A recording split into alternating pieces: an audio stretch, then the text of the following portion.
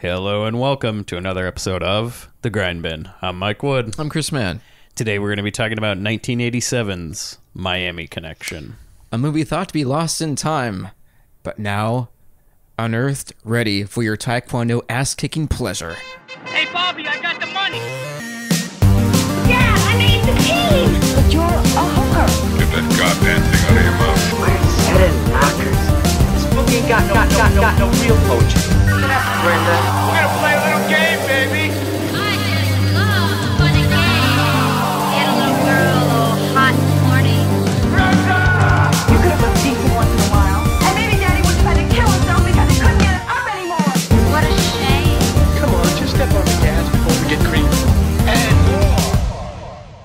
So Chris, you have returned. I'm back. The official Chris, not the pseudo Chris. Yeah, the dime store Chris. No, I'm just kidding. I'm kidding. I'm kidding. He did an awesome job. I thought it was great. Thank you again to Chris Hughes Yeah. for filling in for 3 episodes while you were gone. Hughes, thank you. Personally, I don't think I got the chance to properly thank you, but thank you for doing this and sitting, and you did an amazing job, and I don't think we could have gotten anyone else better to do it. So thank you, everyone else thought you were great, and I do as well. And thank you to Corey for filling in, Corey G for filling in for the Back in Action episode from 1980s Movie Graveyard. Yeah, you did Very great nice too. of you. Great episode. Yeah. Thanks again, guys.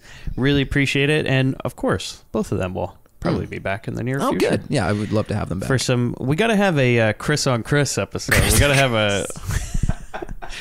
a meeting of the Chris, if you will. I'm not on the bottom, please.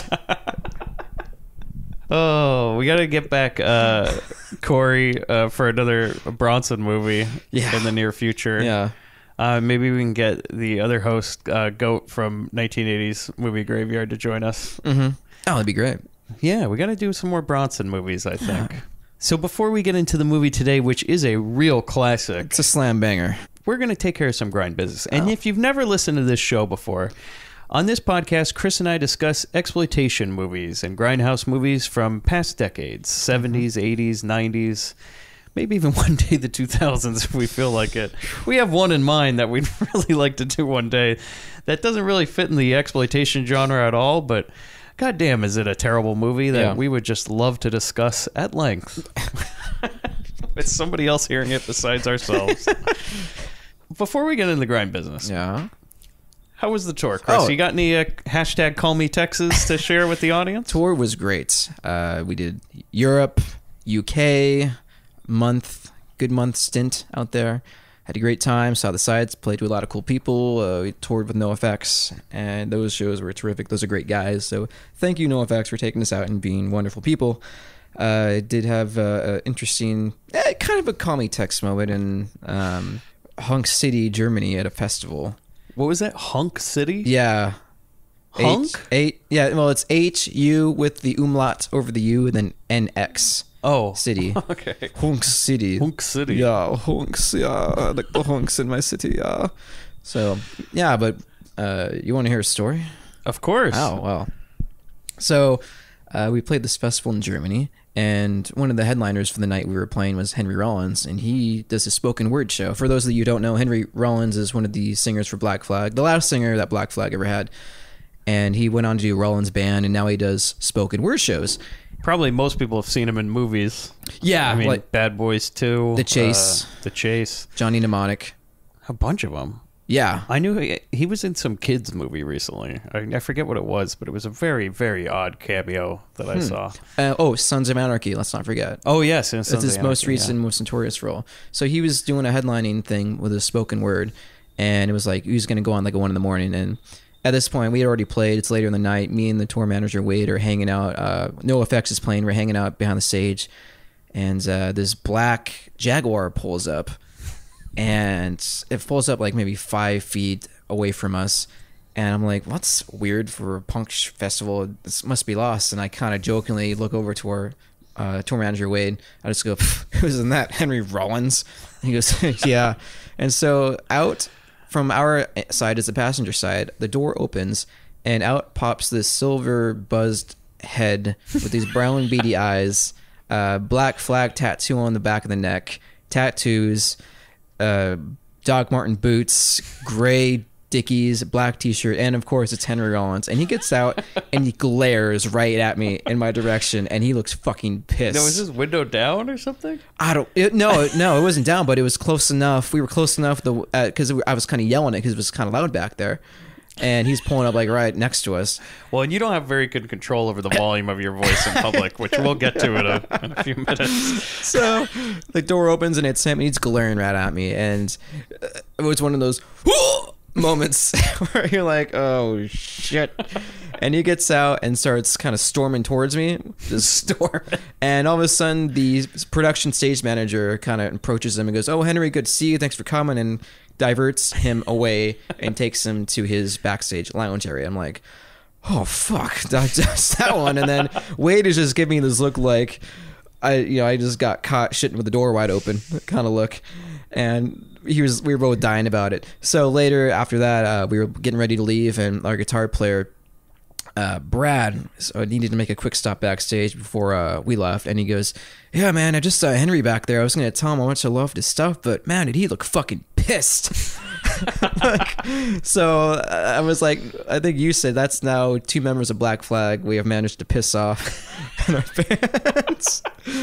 So yeah, that was one of the many moments out there that I think I can share. That was kind of funny.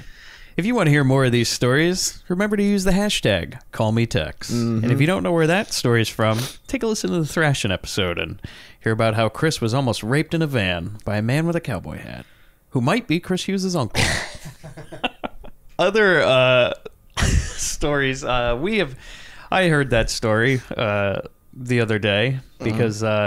truth be told, you didn't just walk off an airplane tonight, Chris. You have been home for a few days, getting yourself back in the... Yeah, it still feels like I just walked off the airplane, though. Like, I'm no longer a 20-something, now a 30-something. My body is telling me I suck when I do these things. I feel like I feel like the floor of a taxi cab, to quote someone. It's that old, you go away on a vacation and you come back and you feel like you need a vacation from exactly. the vacation. So last night we hung out, went to this local art fair. For some reason, Chris and I are standing in line to buy tickets to this thing, and these middle-aged women, well, I wouldn't even say middle-aged, I'd say older ladies, senior ladies. They were all getting their senior discounts. Like Pink Hat Society, Purple Hat Society. They're all ladies, holding aged. some fans for Menopause the Musical, and one of the ladies turns to me and goes, "It's a great show. You need to go see this." To me, a 30-year-old man. And I was like, "Oh yeah, I heard. My mom saw it. She liked it." And they were like, "Oh yeah, it's great. You got to go see it." And I'm just like, "Well, I already know what it's about. I'm not going to be interested." And then she said something like, "Oh well, bring your wife. She'll be happy, but she won't have to worry about that for a long time." And Chris, you nearly killed these ladies. 'Cause what did you say when she said something about making your wife happy? Yeah, she says, "Hey, it'll make your wife happy," and I say, I know how I'll make my wife happy by jumping off a cliff. And I went, "How!" like really, really loud. And all the ladies is like jumped. Terrified. They all had their backs turned. They almost fell over. Terrified. I thought we needed a defibrillator after that. I told them today, I was like, because they didn't hear your punchline. They just heard the scream. And which makes me sad because I wanted to hear the punchline. So these ladies immediately got quiet and ushered out of there as soon as possible because I'm pretty sure they thought Chris was a madman. Yeah. I have a little bit of grind business to take care of. Okay, just going to run through rapid fire. I've been saving this for when you came back, but a lot of these are from recent episodes. Oh, cool. From the Tomboy episode, which you have not seen the movie yet. I highly recommend watching that one, Chris. Very, very good movie. Big hit with the fans. They love that one. Come on, you're riding on a motorcycle and you make a basketball shot. How can you go wrong?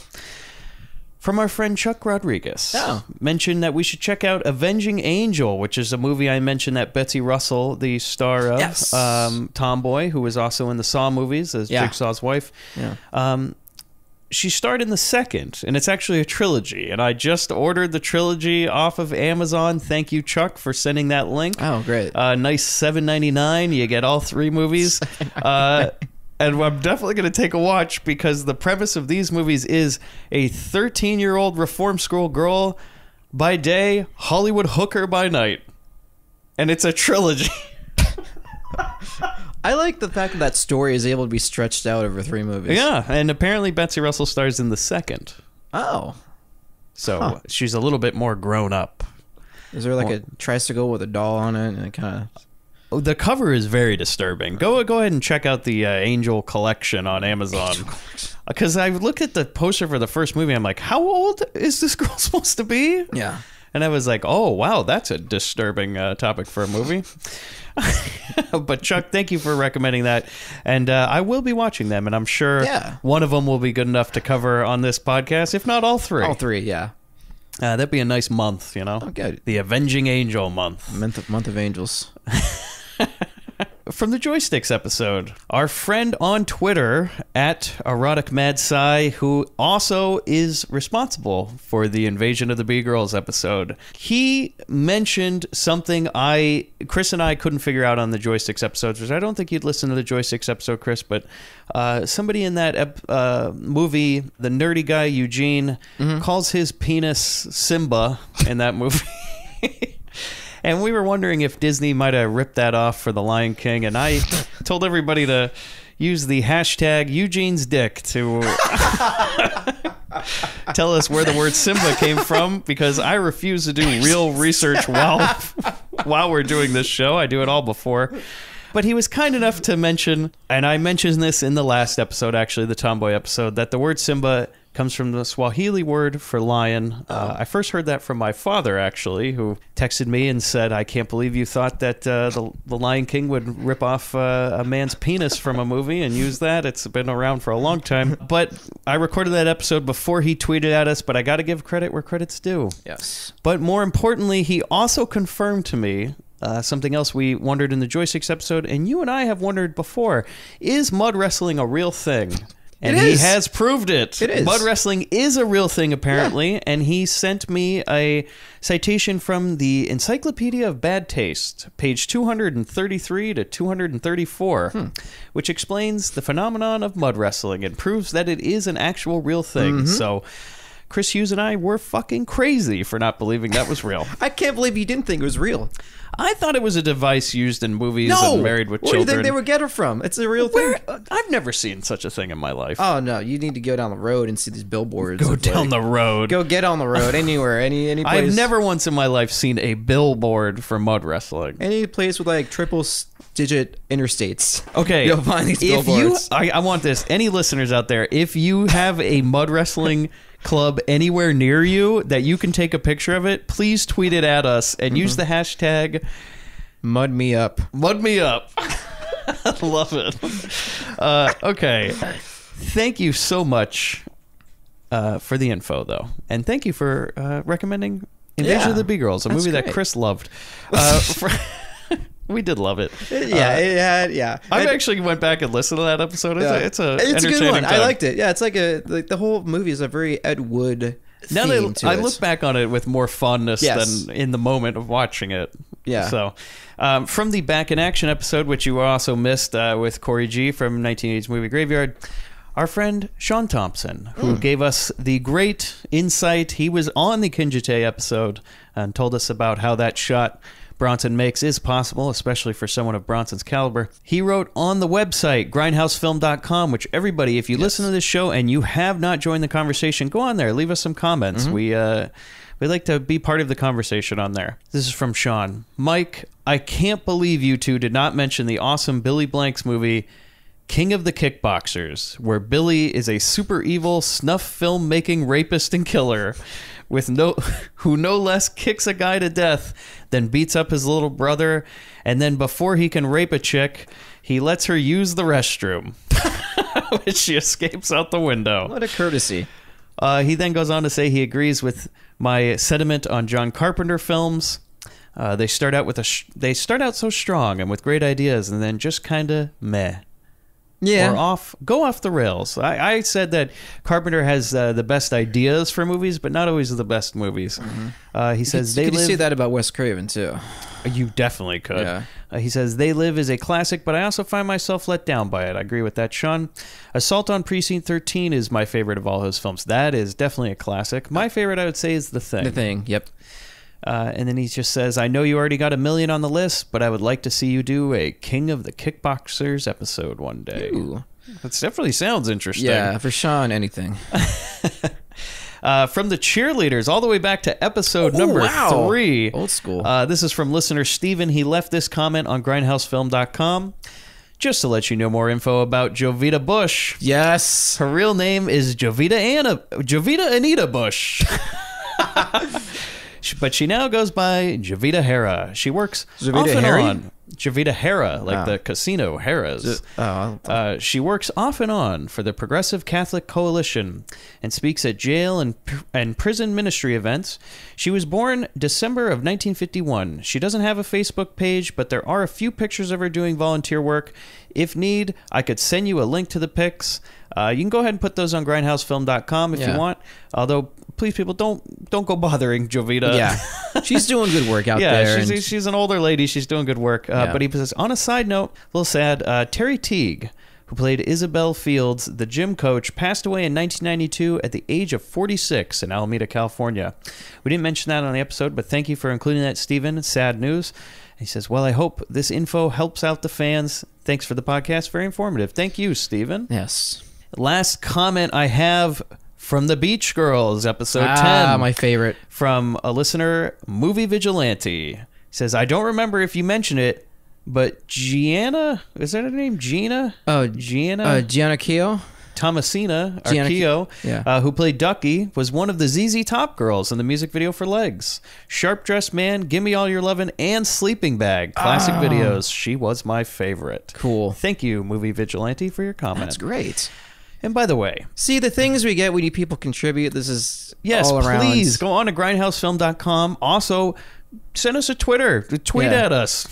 Send us a Twitter. Tweet at us. We're at GrindPod. Also, join us on Facebook. We don't have as many interactions on Facebook.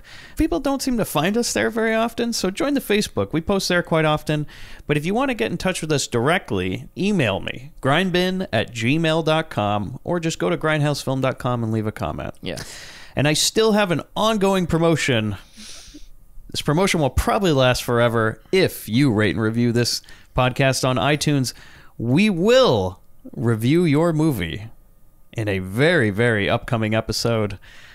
And I have one from here. A listener of the podcast named Kevin left us a very nice review, and his request is for The Last American Virgin. And we have that coming up very soon as an episode. And Kevin might even make an appearance on the show to give us a little bit of trivia and background. Thanks for listening, Kevin, and we really appreciate the review and your request. And if you want your movie reviewed on this podcast, rate and review us, and send me an email, grindbin@gmail.com. Yeah, and don't forget to hit that subscribe button as well. Yes.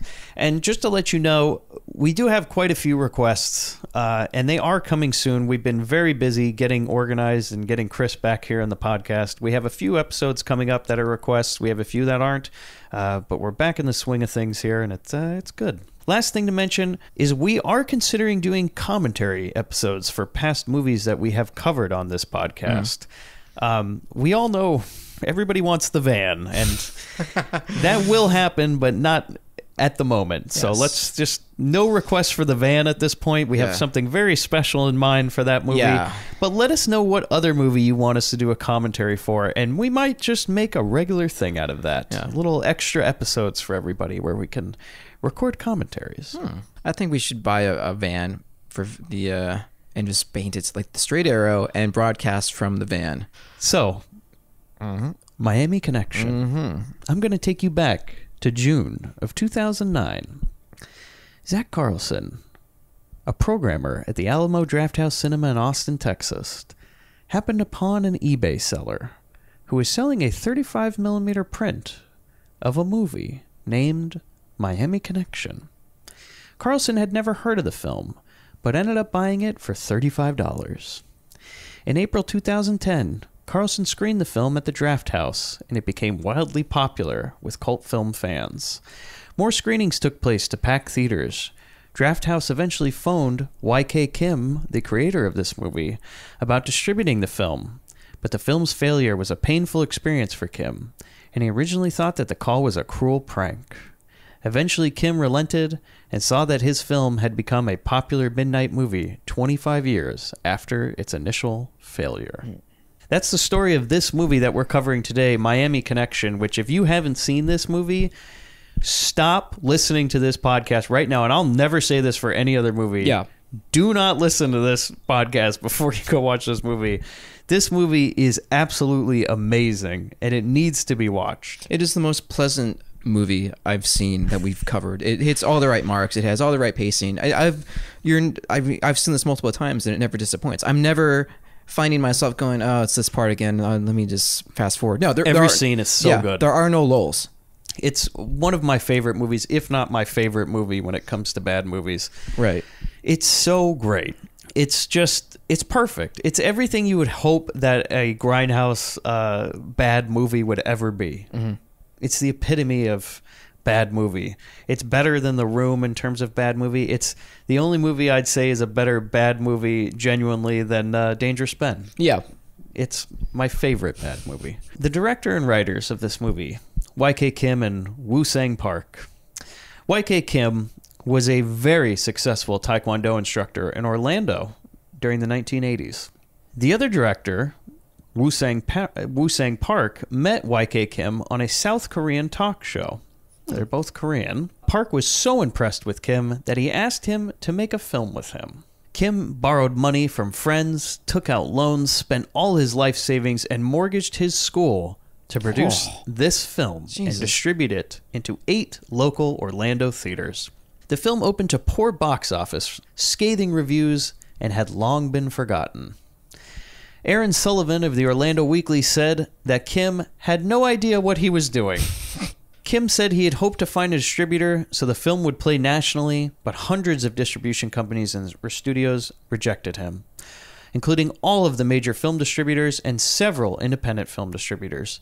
He later said that, quote, every distribution company rejected it after screening and said to me, don't waste your time, just throw it away, it is trash. The film opened in August 1988 in 8 theaters in the greater Orlando area. The film premiered in Orlando, Daytona Beach, and Melbourne in Florida, and it also opened in West Germany, which was interesting. Really? Kim said, quote, I was so excited, and I had no doubt that we would pack every theater and it would be a blockbuster. Instead, Miami Connection had a poor critical reception, and its run in theaters ended after 3 weeks. The Orlando Sentinel said that it was the worst film of 1988. The film had cost about $1 million, and it almost bankrupted Kim. Oh, Jesus. Y.K. Kim never directed, acted, or wrote anything again after this movie. He also apparently screened it at Cannes. Really? Yeah. I would have loved to be in that audience. To see that And reaction. everybody laughed in his face. Jesus. It's very interesting to see now because this movie is very, very well known among cult film fans. Yeah. And it's just so genuinely good. I couldn't imagine anybody at the time even not thinking it was enjoyable. Yeah. So Woo-Sang Park, the other director, mostly credited as Richard Park in America, has 22 directing credits. He is also in this movie as the restaurant owner. Yes. So that's the other director. Yes. Oh, wow. Before 1984, all his movies were Korean, and the titles are in Korean, so I can't really pronounce them. 1984, Shaolin, The Blood Mission. 1984, Kill the Ninja. 1985, LA Street Fighters. 1987, Miami Connection. 1991, Gang Justice. 1993, Chinatown 2, which I thought was weird because I didn't see a Chinatown 1. You think that's a sequel to the Jack Nicholson Chinatown, like the Roman Polanski? I'd rather not think it wasn't. I'd rather think it was. I want to see his other movies, by the way. I mean, Yeah. if this is any indication. Oh. Well, it doesn't have the Y.K. Kim touch, though. That's true. 1996, American Chinatown. 1997, KK Family List. And 2005, his last credit. It's in Korean, and I cannot pronounce that name. He passed away in 2006, though, at the age of 63 in South Korea. Dude, he looked pretty old in this movie, though. Yeah. 63. He looked like he was like in his 50s At least. in the movie. Yeah. So here's another one. Maximo Munzi, probably the most successful person to work on this movie, was a cinematographer. He has well over 100 credits, lots of TV movies and indie movies. Miami Connection was his second movie. His first was LA Street Fighters, so he'd worked with Woo-Sang Park. He passed away, though, in 2014. He was only 57 years old. Wow. So now we get in the cast and crew. Not much. This is like a Dangerous Men type of scenario where the people are just kind of plucked out of nowhere and placed into a movie. And back into nowhere after it's over. Or like Lost Faith, kind of, where it just seems like friends of the director that somehow worked their way into a movie. Take turns holding the camcorder. Which, by the way, we had some people from the Lost Faith movie tweet at us the other day. And we said that it would be a dream come true to interview Joel Wynkoop on this show. And they responded back that that's what Joel Wynkoop does, is make dreams come true. I haven't heard anything back from them, but listeners, please tweet at Joel Wynkoop and tell him you'd love to hear him on Grindbin. Yes. I think that would do a great service in getting him on this show, because Joel Wynkoop is currently in pre-production on a sequel to Lost Faith. No, really? And we want to interview him about that movie. And tell him that it would make your dreams come true when you tweet this. Yes, and also tweet at him that you would like Chris and Mike to make cameos. Lost Faith. Joel Wynkoop can kick my ass any day on camera. I'm telling you right now. Yeah. I'll fucking buy a ticket to Orlando. Let's do it. I know some Kenpo, only through P90X. I can do punches to a rhythm. I can, I don't act, but I could be like one of those guys with the half beard, like in Lost Faith. So the cast and crew in this movie, Vincent Hirsch, who plays John, or as I refer to him in the movie, Michael Phelps. That is. He looks like exactly like him. His worse teeth. He acted in something before this, actually, called Kung Fu 10th Dan, which was a movie made in Hong Kong, and I can't find out any other information.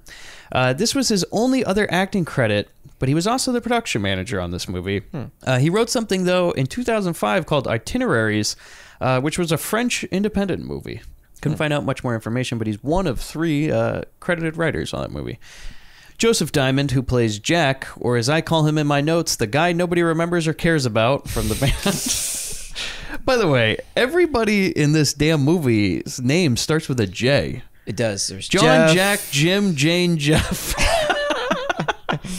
Not confusing at all. Anyways, Joseph Diamond, Jack, only acting credit. He was also the associate producer on this film, but he is currently in post-production on his only other credit, which is a documentary called The Iber Connection, which he wrote, directed, and produced. It is a spiritual documentary that is a road trip through religious places. He says in this movie he's from Israel. Yeah. I do think he's actually from Israel because the movie also takes place in the West Bank. Yeah. So. Maurice Smith, who plays Jim, my favorite character in this movie. Gotta love him. Maurice Smith, who played Jim, never acted professionally again, but he went on to a successful sales career, working in business equipment, radio advertising, and merchant services.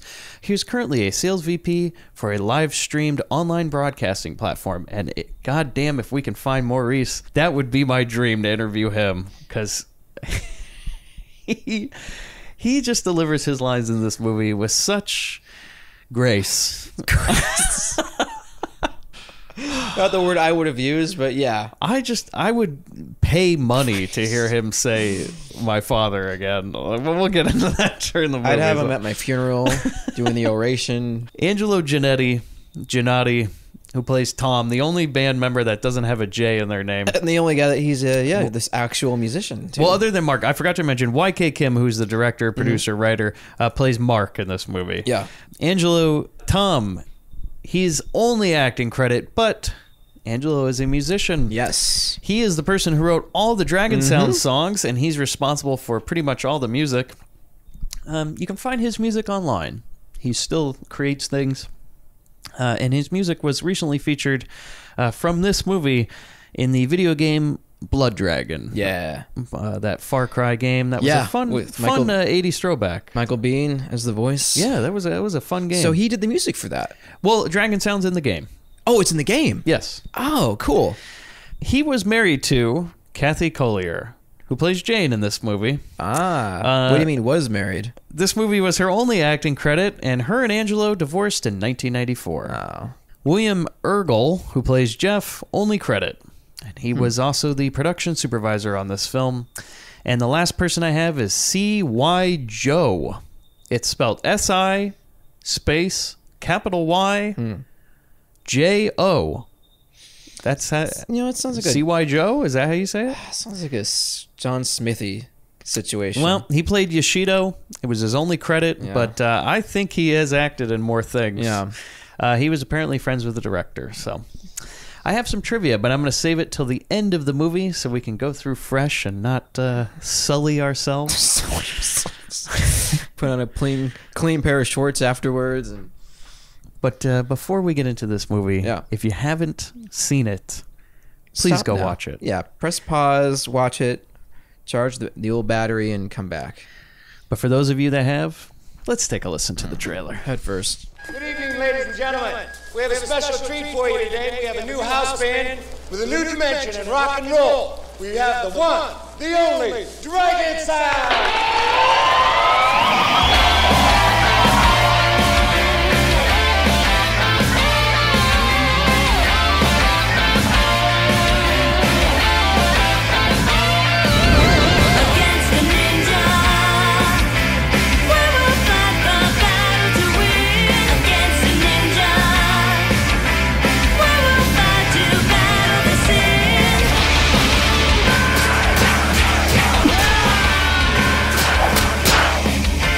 This band is the only family I had. They're all black belts in Taekwondo and they're pretty bad. I don't want you to mess it up by going out with a second-rate musician like that John character. They came in here to play goddamn songs for kids!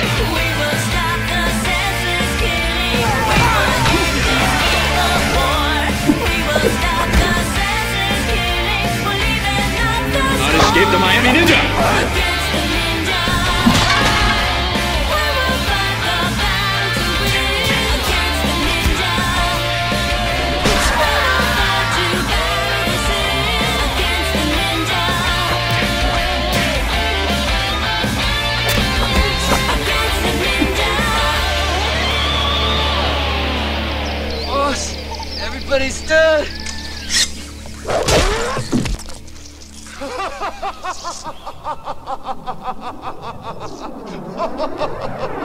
Friends through eternity, loyalty, honesty will stay together through thick or thin. Friends forever will be together. We're up top 'cause we play to win.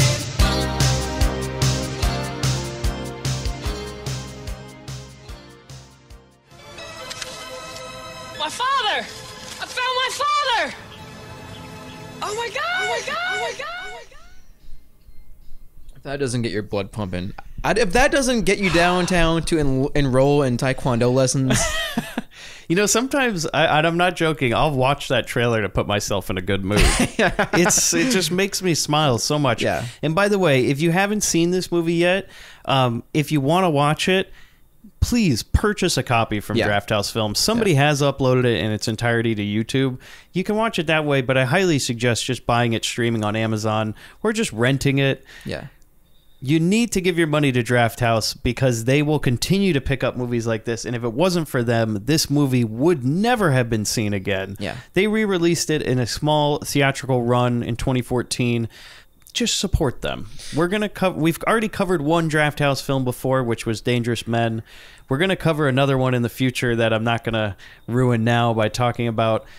But please, please support that company. They are great people, and they release some of the best of the unknown films. Yeah, they went all out for this release. There was a special edition where they released a vinyl record of the soundtrack of those two songs. And I hear at one screening at the Draft House, they actually had Dragon Sound play. Yeah, Dragon Sound performed those songs. And to be there, if you were there, please call in, let us know. We'd love to hear about that. And just please, please, please support Draft House Films. They are great. They're a great company, and we need more people like them in the world that will rediscover these movies. Mm-hmm.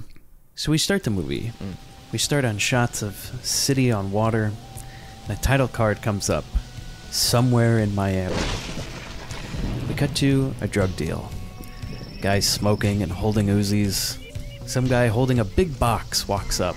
Well, you mentioned holding Uzis. Now, did you notice the way they hold these Uzis is just casually holding their guns angled at each other's heads? Yeah. Like every gun, typically when you hold a gun, Sean, I'm sure you can interject. We won't waste your time. But usually when you hold a gun, it's usually angled down, maybe at the ground or in a place that's not in someone's general direction. Yeah. Or, you know, there's multiple points in this movie where people are holding loaded weapons at another person, like casually, like so it says to Mabel, like the gun's like aimed right at the guy's head or his chest. Yeah. So they have the consultant for the martial arts, but not for the guns. Well, they know their swords. They don't know their guns. Their you know. swords. So we keep cutting back and forth. Which, by the way, they're also holding their Uzis like with one hand, kind of like dangling it. Like I imagine a Uzi's kind of a heavy gun. Sean, that's one we can feel to you. Well, I know that when I've like held a revolver or like a big Magnum, right? Yeah, it's yeah. not a light gun. Yeah. I mean, it's got some weight to it. Yeah, like 38 special. You hold a shotgun; it's got a little bit of weight to it. I can't imagine an Uzi something you just kind of. I mean, maybe it is a lighter gun. I don't know. Sean, let us know. So we keep cutting back and forth between motorcycles riding and these guys smoking at this drug deal. Eventually, we cut to this deal. It's starting to go down. We see ninjas rolling around and a white ninja in the rafters while all the others are black. And I thought, doesn't really have the right outfit to be camouflaged too well in that building. And when he says black, he means the color of their outfits, not like... Oh, yeah, their well, all the skin. ninjas are black. No, they're not just black. Well, let's make that clear here. Like, affirmative action ninjas. Yes, all the other ninjas are dressed as black, and there's a white ninja who's sitting up in the middle of the rafters of this well-lit building. Not blending in at all, by the way. You should be like making owl noises. People would be like, what is that insanely bright light coming from the... Oh my god, it's a man up there. Yeah.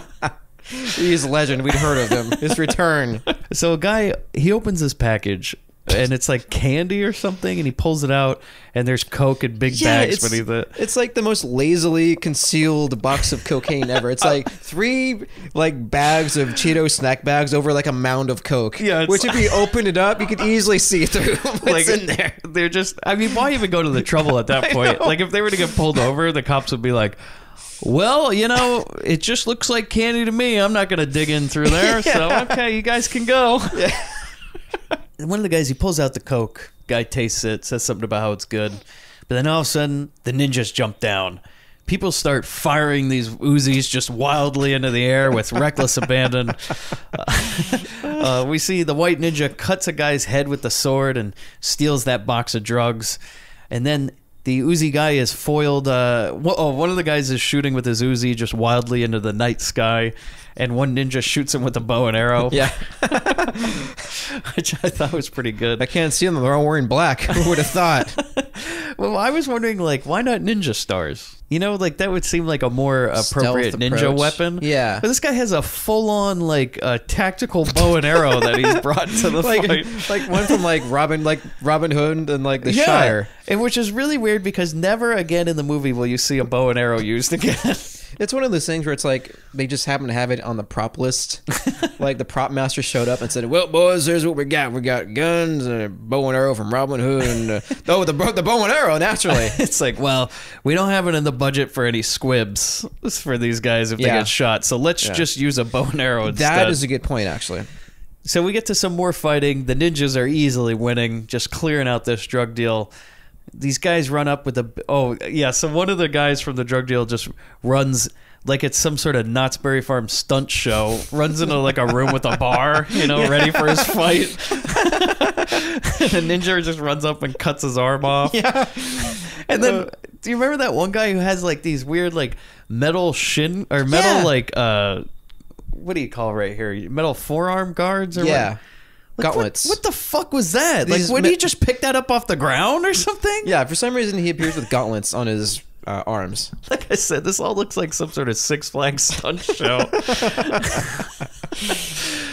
So the ninjas steal the remaining drugs and ride off on the bikes. And I really do like this part. Is the next thing we cut to is the ninja room where all the ninjas are sitting in this boardroom. they're like sitting on their knees, like it's like some sort of Japanese house, like we're in the Kinjite world, paper walls and stuff. Yeah. And they all sit in this ninja boardroom as the white ninja enters. He removes his mask, but then he asks where the money is. And I guess all of them forgot the most important thing. And then I wrote, well, why didn't he get it? I know. He stole all the drugs. He couldn't be like, get the money to anybody. But he says something about make no more mistakes. Ninja, So- I got the money. Like they just left and nobody asked before they got on their motorcycles. Like, hey, who got the money? Like usually you designate a person in a plan like this to grab certain items. Like maybe the white ninja was, all right, he's got the drugs. Well, usually, okay, you delegate who's going to get what. Exactly, but it's the white ninja's the leader. Yeah, he like, should it's have his asked fault. everybody. Yeah, he should be like, "Who got the money? Did anybody get the money?" No, I mean they killed all the guys. No, It's they not were like they doing had to their run job. away. Yeah, they were doing their job. They're kicking ass. Okay, so we go. Oh, okay, so we go right from that to the opening credits. Oh yeah. We cut between a band that does Taekwondo on stage and a ninja motorcycle gang. But now all of a sudden, this ninja gang is in leather, and it's like completely different guys that are in the gang. And we'll get into this later, but I don't think these are the same people. I don't think so either. Yeah. We'll find out. So the white ninja lights a stack of boards. Oh yeah. So the last thing in the credits is the white ninja at his ninja house lights that big stack of boards on fire and breaks it. And we know we're in for a treat. But he doesn't break all of them though. So I'm like, well, what's the point? Hey, He goes through like the top 4 and there's like still like 12 left. well, he's not the best person in this movie, so you know. Well, you're wearing that white outfit for a reason, I assume. It's, you've worked for it. Yeah. He went so past black belt he became a white belt. There was an inversion later on.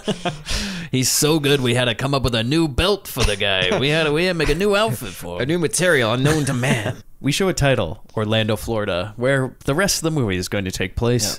Even though this movie is called Miami Connection, it has nothing to really do with Miami other than it being a connection to Miami with It's the just drugs. it's just a name, really. And it's It sounds better than the Orlando Connection because, Yeah. and especially in the 1980s, the only thing people knew Orlando for was Disney World. yeah.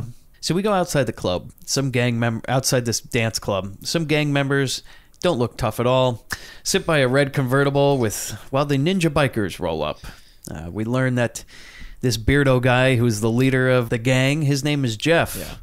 And Jeff certainly does not look like a gang leader. He looks more like a car salesman. he looks like the villain of every NES box for a Nintendo game on the cover. Like no belt, but like the pants are like wrapped up to the waist and sleeveless shirt, beard, hair. And he has the most perfect beard and hair. It doesn't move. It's immaculate. It's so good though. Like I have a beard, and I only wish my beard was as full and perfectly trimmed as Jeff's. Like it's not even like Kenny Loggins couldn't get it that good. You know what? That's Ever. who he kind of looks like. He looks like a even more chiseled version of Kenny Loggins. Glistening, chiseled Kenny Loggins. So the white ninja, we find out his name is Yoshido. But he's out of his ninja gear and he's just in his leather gear. He's come all the way from Miami, apparently. Him and Jeff are the best of friends. It seems to me like all his lines, though, in this movie are 80-yard. Yeah. Yes. At many points, I'm like, this is painful. Every time he talks, we'll play a sample of it here, but... Shido. How are you, Jeff? How are you? Ready for a good time? Sure. Let's go. It doesn't sound to me like English is this guy's first language. No. And I'm wondering, pretty soon we'll find out why they didn't dub another character in this movie who I can barely understand what he says. So Jeff asks Yoshido if he's ready to have a good time. Yoshido tells him he scored a new shipment of coke and it's the best. And they plan to move a lot of coke in Orlando. And I wrote, this is great information to share right in public in front of a very crowded dance club. Hey, you pushing the shit? Yeah, we got a deal coming in. Like Don't tell nobody, though. That's some good news for you. I scored a new shipment of coke. It's the best. Have you got a taste? I think you'll like it. So we go inside the club, and the club owner gets on stage and introduces a new revolution in the sound of rock and roll. Good evening, ladies and gentlemen. I'd like to welcome you to my club, Park Avenue. Central Florida's hottest nightclub. We have a special treat for you today. We have a new house band with a new dimension in rock and roll. We have the one, the only, Dragon Sound!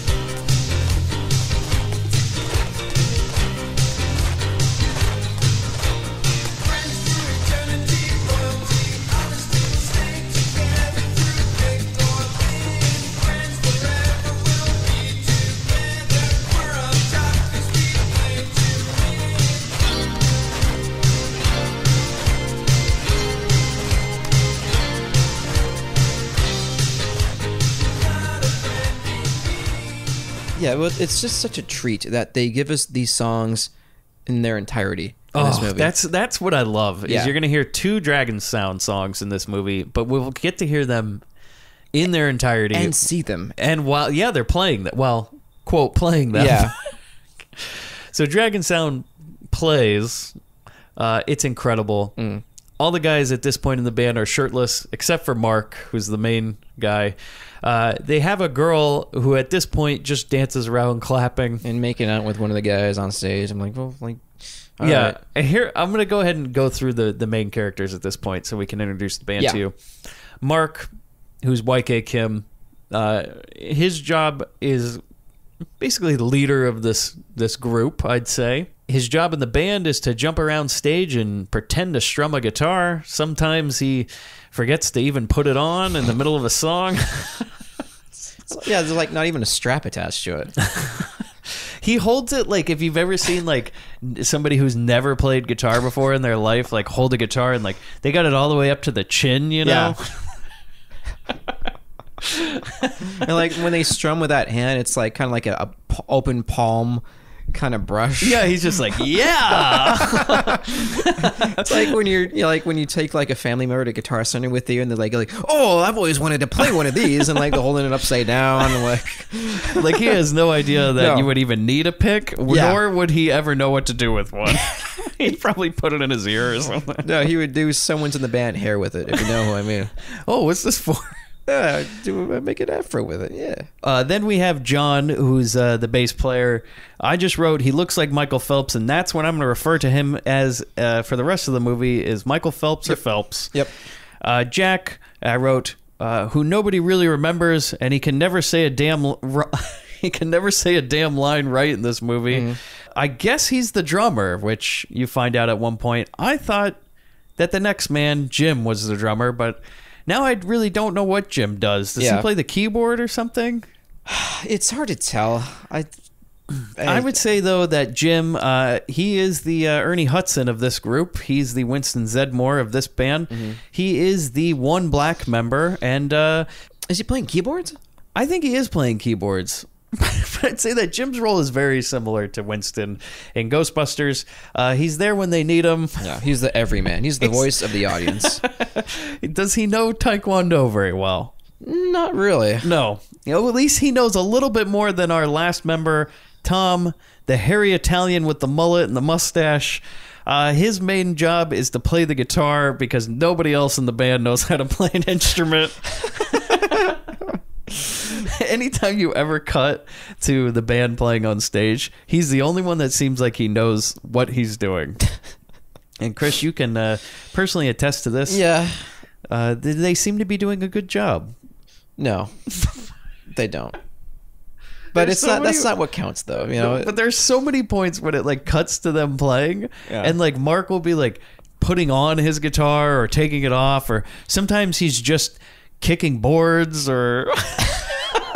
Well, I'm glad you brought this up because during the point in the song, there's a keyboard solo, and for some reason, they don't show the keyboard player. They show the guitar player trying to play the solo on his guitar. So they don't even show Jim playing his keyboard. No, they show the keyboard. They show the guitar player playing the solo, which you don't hear any guitar on, and you just hear the keyboard. So I feel like he gets ripped off. It's again an Ernie Hudson situation. Yeah, definitely Ernie Hudson. God, he really is the Ernie Hudson in this movie. That's a poor guy. But Jim has some of the best lines in this whole movie. Yeah, and I can't wait to get to those. So we cut back to Yoshido and Jeff, who've just entered the club, and they look up on the stage. And Yoshido says to Jeff, Jeff, that's your sister Jane? She's working here?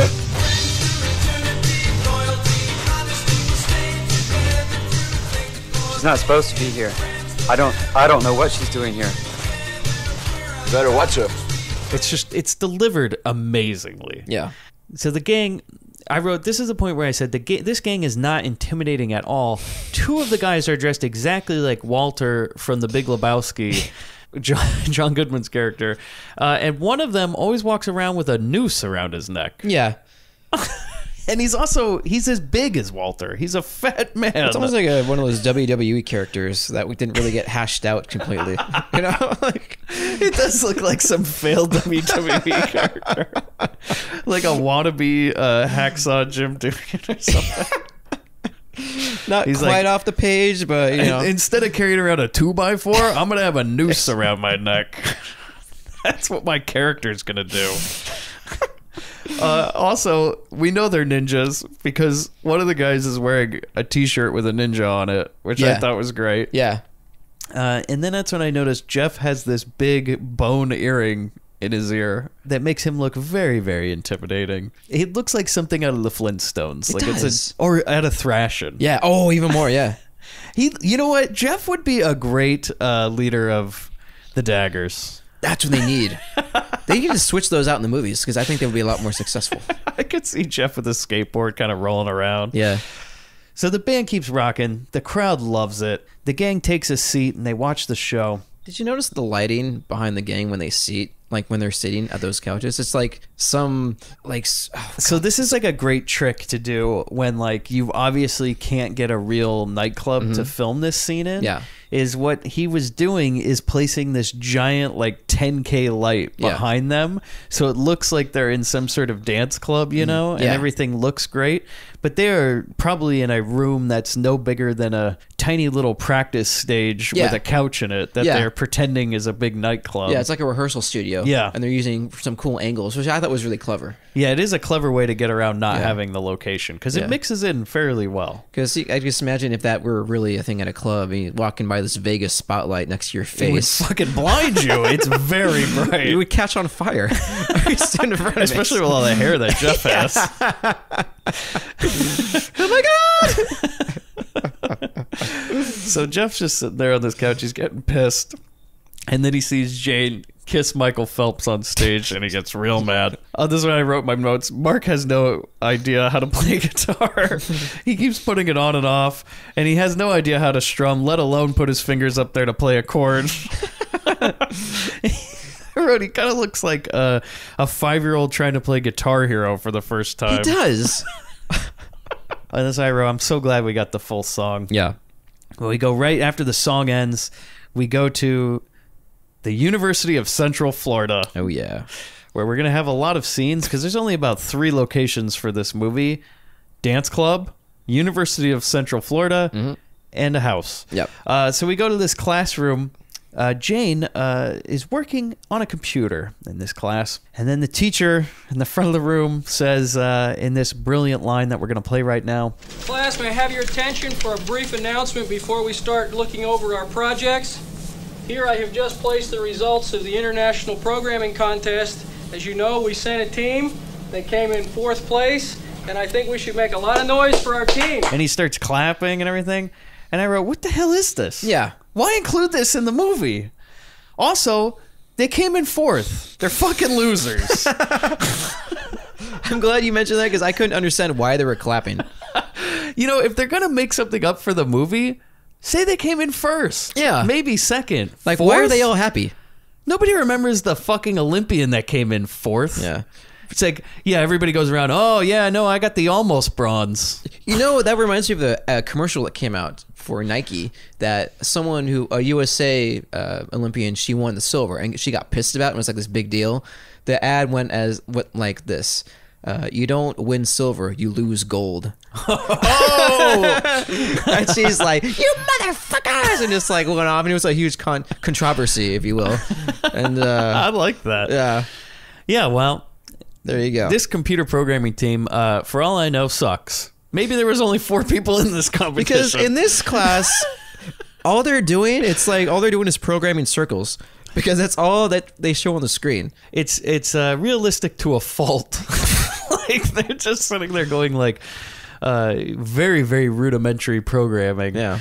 So the funny thing about this though, Chris, what did you think of that teacher's performance? I think he was the best part of the whole movie. Okay, well, according to the trivia, he was a real instructor at the university, and they got him to say that line, and that's probably why it sounded so amazing. It's genuine, yeah. So we see the real teacher. He walks around just to see how the students are working. I love that. He like goes to everybody, and he's like patting people on the shoulders, like, good work you got going there. Nice circle. Great job. Oh, nice circle. And then all of a sudden, Michael Phelps walks into the class, and he stands at the doorway and kind of makes a funny face at Jane, and she just can't handle how fucking funny that face is. She's like, I'm banging him for a reason. So he comes in and like just to explain it to everybody. He basically does like Bullwinkle antlers on his ears, you know, and he's like, hoo-hoo, and she's like, oh my god. I mean, she is laughing like she's about to freaking wet her pants. Do you think she's special? That's why she's in this class to make circles? Well, the way she delivers her lines. This is Angelo's wife, Chris. What do you mean, like the actress herself? I meant the character. Jane's in the special computer Now he's class. going to come after and kick my ass? Yeah, well, they did come in fourth. Oh boy, we're gonna hear it now. So I like this though. Is Michael Phelps is like, come on out of the class, and then she goes, okay, and then we cut to outside, so she just ditches class in the middle of it. Yeah, it's like I don't know, any college class I was in, you just can't fucking walk out in the middle of it. Again, they came in fourth. There you go. It would have been great if she left and the teacher just looks over and goes, who is that girl? So we go outside. Phelps and Jane are walking outside. The audio in this part is so bad. I'm going to play it. It's very hard to understand. Yeah. But this is how the conversation starts, which is what I like. The first thing that's said when they walk out. This is what Michael Phelps says there. This is the first line of fucking dialogue we hear from our main characters. Jane, I was wondering about your family. Do you have any family? I haven't met anybody yet. How long have they been dating? Let's get that exposition out of the way right now in the first goddamn real line of the movie. And she says, So Jane, I've been wondering about your family. Do you have any family or anything? I haven't met anybody yet. Well, I have a brother, as a matter of fact. If it wasn't for him, I wouldn't be going to this nice school and staying in the nice dorm I'm staying in. It's really nice of him. Except for one thing. I don't really like him. What? I'm like, that's an interesting thing to say after you said, if it wasn't for him, I wouldn't be going here or have this wonderful life. And Michael Phelps says, what? You don't like your own brother? Why? And she responds with, well, I can't really explain it. I just don't like him. And I wrote, what? And when we meet him, I think she can explain it damn well, but maybe she'll just let him do the talking. I just put my finger on it. So he asked her about her parents. We can barely hear what she says, but basically, her dad left with some young floozy, and then her mom died, and then her dad died later. And now her and her brother are basically orphans. What about your parents? Well, they were divorced when I was young. My dad took off with some young girl and left my mom with my brother and myself, and she had to raise us all by herself. She had a tough life, and she, shortly after that, died. And my father died a little while after he left us. But speaking of my brother, I think it's time I go meet him. That's a wrap on that exposition. Then all of a sudden they walk over to meet Jane's brother. And she warns Phelps before she goes over that he hangs out with some shady characters and he's extremely jealous. Cut to the parking lot where all of a sudden these cars just start pulling in. Here come the boys. Jeff and his gang show up and they certainly make their presence known. They all pull up at the same time in this parking lot, which it's kind of funny because, like, you know, when you like follow people to somewhere, you're never like right behind them. They're like within like an inches of the bumper. Do you think they like all stopped before the parking lot? Like, okay, we're gonna make our entrance, but we gotta. Hey, wait, hold on. Let that guy go around you. Go around. We want to all go up in the same time. It's like a wedding party. It's too well choreographed. It's like the fucking, president just showed up and we got the motorcade, This is it. This is the motorcade. Obama's coming to the school. So they all pull up in the lot. Jeff, we find out he's a real asshole because the first thing he does is he takes up 2 spots, and including a handicap space,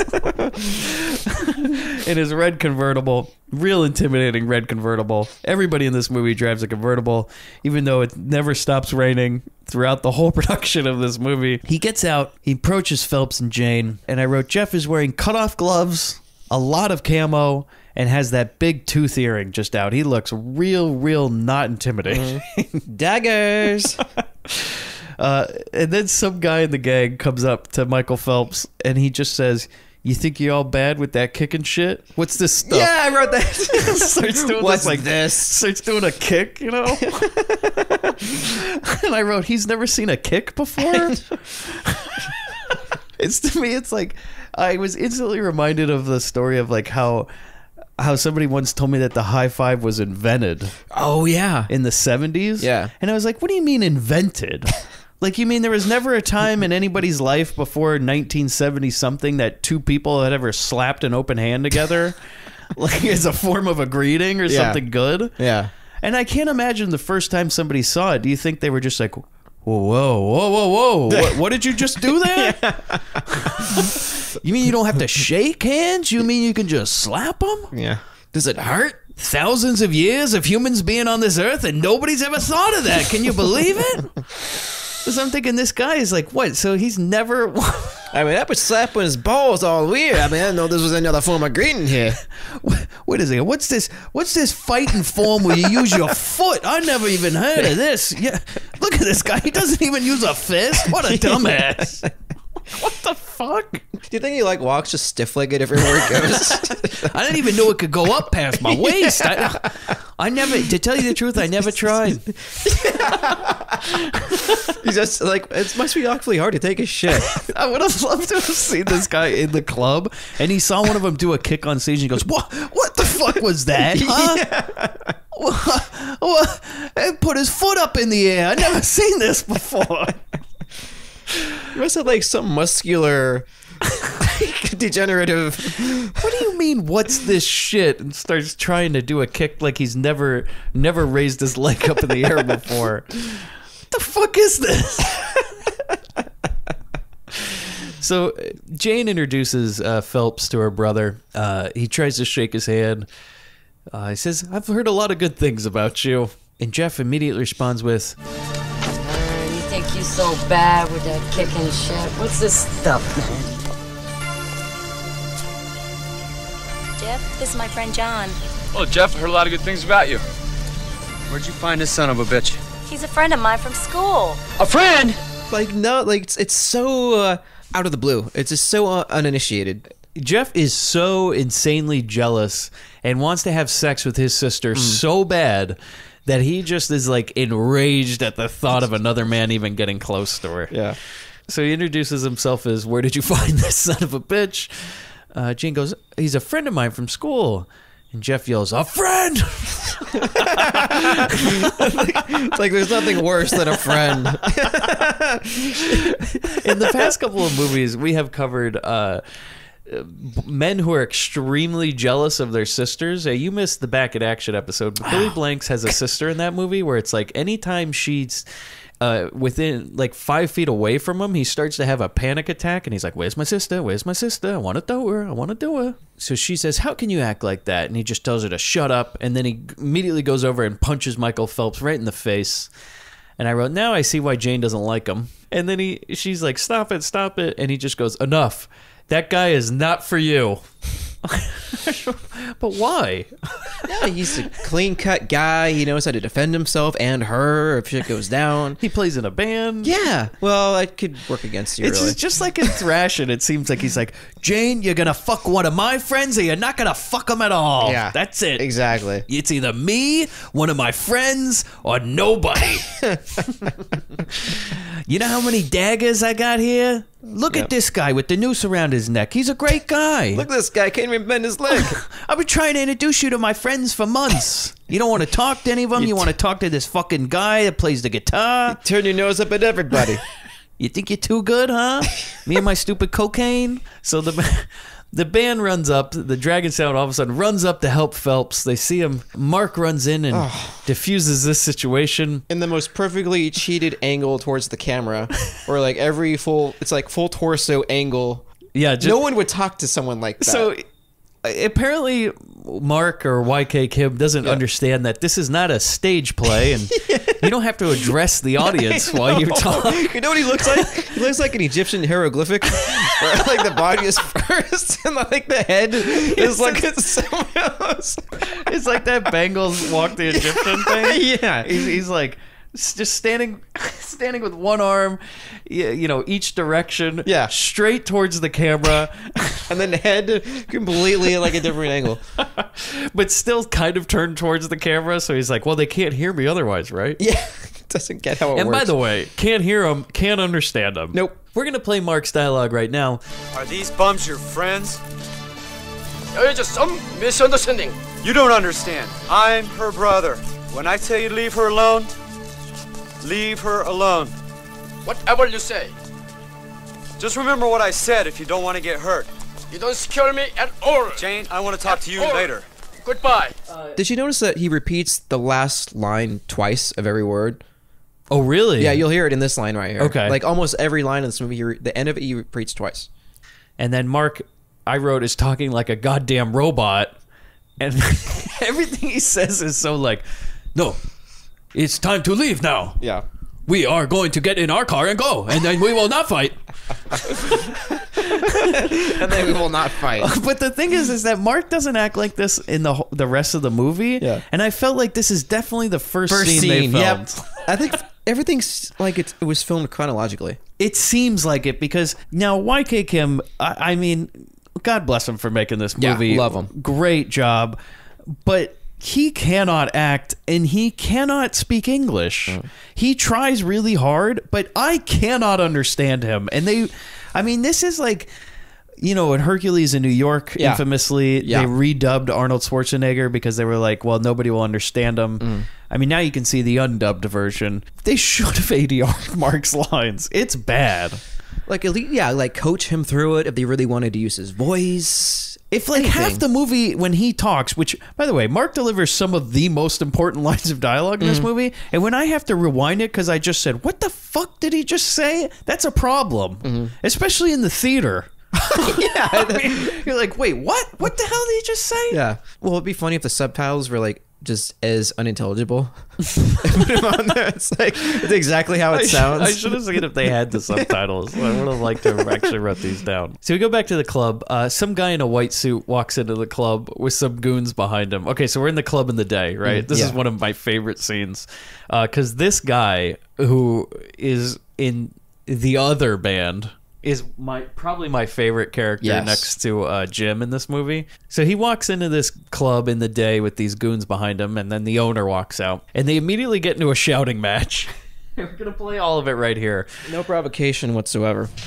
What are you in here for, man? Hey, Waste look, my time? bitch. I thought I fired you once.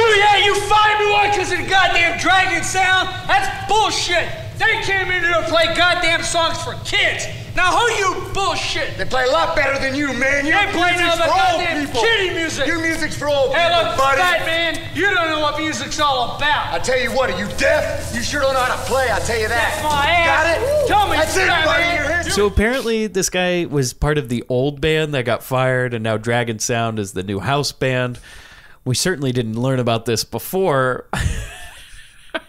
They could have just thrown in a scene of him saying like, you're done, you're out of here, We Pack don't up know your what the shit. fuck is going on when the scene starts, and you're like, wait, who is this guy? Am I supposed to know him? Yeah. But I love this part, and this guy delivers his lines. Every time he talks, he screams, and he uses the word son of a bitch. He uses that phrase maybe 50 times in this movie. Yeah.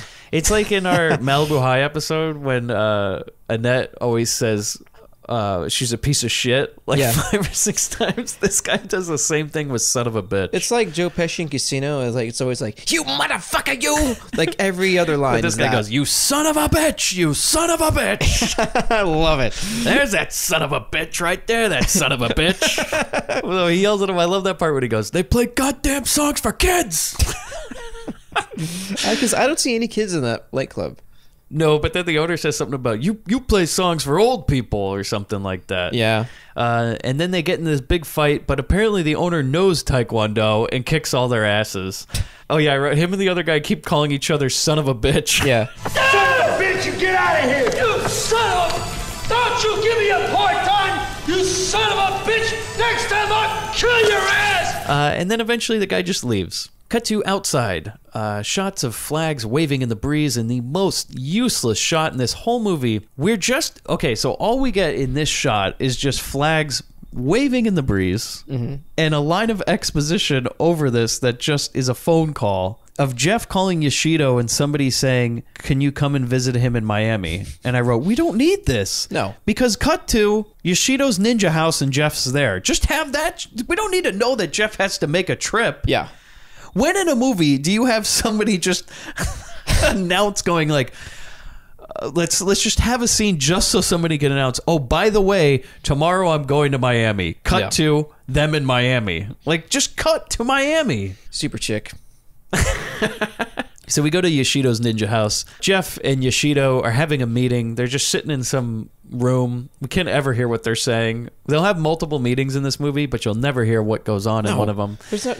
Somebody forgot to record any audio of it. Yeah. But we just see ninjas sitting around, and some are just training around the grounds. And then I wrote, I guess the meeting went well. I guess they just walk out of it, and they're shaking hands. Well, no one's dead, so yeah. We got the exposition of them needing a meeting, but we didn't get the exposition of what the meeting was about. Yoshido asked Jeff how he's doing. He says he's fine, but he's really concerned about his sister hanging around that damn band, Dragon Sound. Yeah. And I wrote, why?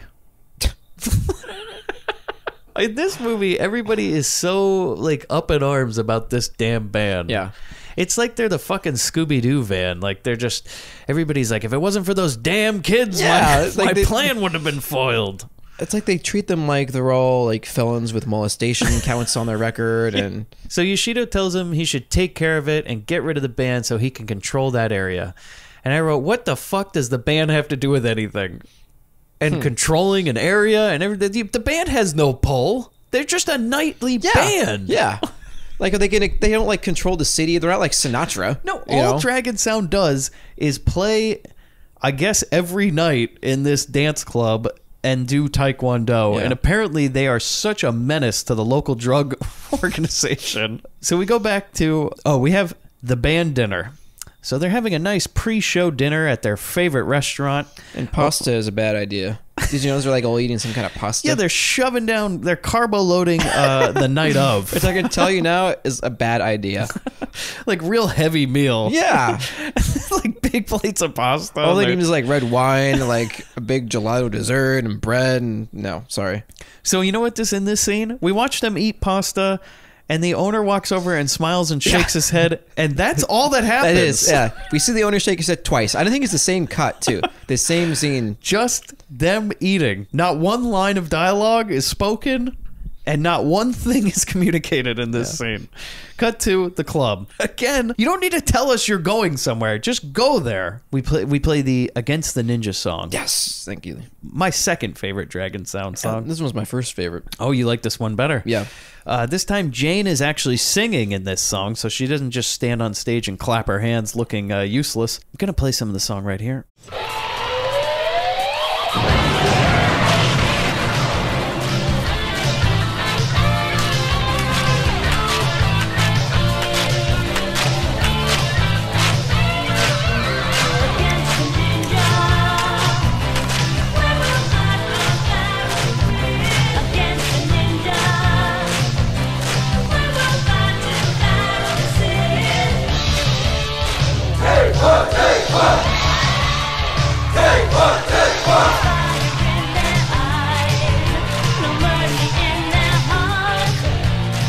So now they have shirts on in this performance that say Dragon Sound, and I instantly want one of these. Yeah.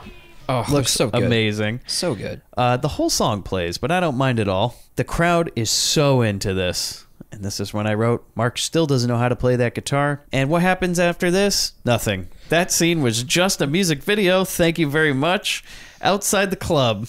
I don't think they knew how to sell a soundtrack in this movie. Like, this was their idea. Like, usually it's a snippet, maybe 15 seconds of a song. They thought, oh, this is going to hit big. We're going to make millions off the soundtrack alone. And Chris, you and I know the words runtime. yeah, I know. If it wasn't for the Dragon Sound pieces, this movie would be under 80 minutes. But we go to outside the club. The guy who was in the other band who got his ass kicked and was fired is waiting for Dragon Sound outside in his car with some of his goon friends. Dragon Sound all loads into their band car that they all drive around in like it's some sort of fucking Batmobile for the group here. The only thing they were missing is a dog in this band. That would have been amazing. A dog in the band. I mean, they have guys that can't play their instruments. Want to have a dog that kind of just tags along. No, the dog's the manager. A fucking dog that does taekwondo. That's what I want to see. You got a surfing dog. How come you can't have a dog that can break a brick or break a board on stage? Taekwondo dog. Taekwondo. That's a new movie. I smell an Air Bud sequel. I smell a new Chuck Norris movie. By the way, one time Chris and I watched the end to every Air Bud movie. It always ends. We've seen all of the endings. Yeah. None of the movies, just the endings. It always ends with somebody going, Air Bud has done it again. What was the one? I like that one where he was on the women's soccer team and he he was the goalie. And then also that one we saw where he played for the Los Angeles Angels. And he fucking batted. Air Bud has done it again. Every movie is like that. We really liked it because we've been to like hundreds of Angel games in our lives, and when they cut to like the field level, there's like a chain link fence, and I'm like, no. So that's like when I was at the filming for Angels in the Outfield. They filmed both at Oakland and in Anaheim, and when they were cut the field, it was like a completely different stadium in every shot. How do you mix Oakland with Anaheim? It doesn't even look remotely the same. No, they thought we were stupid. What, we go to school or something? So the jealous guy chases after the band in his car, and we get to this street where a bunch of people in cars with pipes are just lined up, I guess waiting for Dragon Sound. They just lucked out that they drove down the street. Do you feel like these guys were just waiting there all night? Yeah. And like some car would pull up and they're like, some tourist is like, oh, this doesn't look like Disney World. And they're like, no, just let him through. That's not the car. They wave him through. They're like clanking their pipes on the cement, like getting it ready. Like, keep your pipe bombs ready, boys. Dragon Sound will be here any minute. I know the set just got out. I know that they all ride in that same car. I know the sound of that engine. So we see a lot of, so Dragon Sound pulls up. And then we see a lot of shots, and I mean a lot of shots of just everybody looking at each other. There's about, I'm not kidding, like 2 minutes of just cut to people with pipes, cut to Dragon Sound, cut to people with pipes, cut to Dragon Sound. This goes on for a long time until the jealous guy finally gets out of the car and he wants a fight. He hits the hood of their car with this chain and he tells everybody, you got to get out. He says something about how he's pissed he lost his job and got his ass kicked, and he tells him he wants him out of town. Mark, of all people, to respond. The one that no one can understand as the ambassador to this group. To diffuse a fight, naturally, let's use this guy. Yeah, so I'll play the audio here. I lost my job and got my ass kicked. You remember that hot shot? Now I'm gonna tell you what. You get your ass and get this car out of this goddamn town. You got it, pal? Listen to me. I don't want to have any trouble. I just get the job from agent. Don't bother us. Bullshit! I'm gonna give you all the problem you ever thought of, pal. Get out of this goddamn town. It's like getting I'm sorry, this sounds terrible. It's like getting a foreign exchange student to sing the national anthem. At your high school game. I mean, I know. All right, kid, we know you don't know much English, but we're thinking, be a little patriotic, you can sing the national anthem. You know the words, right? Bring us all together. It'd be a beautiful moment. And it's like, I know that YK Kim wrote a lot of this movie, but he didn't have to do the heavy lifting with the acting. Yeah. Michael Phelps is capable of delivering a line, or Tom, or Jim, because the next guy who talks, They deliver the lines in pieces at your feet. but the jealous guy, he gives an amazing Oh God, performance. it's 110% every take. Never stop screaming. I'm gonna wait till the end to tell you who this guy actually is. I feel like he does infomercials later in life. Even better. Oh, okay. And then we get Tom. Tom is probably my second favorite guy in the band because he delivers his lines typically off screen. As Tom says, as these guys walk up to the car, he goes, "This doesn't look like the welcome wagon." This doesn't look like the welcome wagon. So they all sit in the car as a guy walks up and goes, "You want some beer? You want some beer?" and pours beer all over them. And they just kind of all sitting there.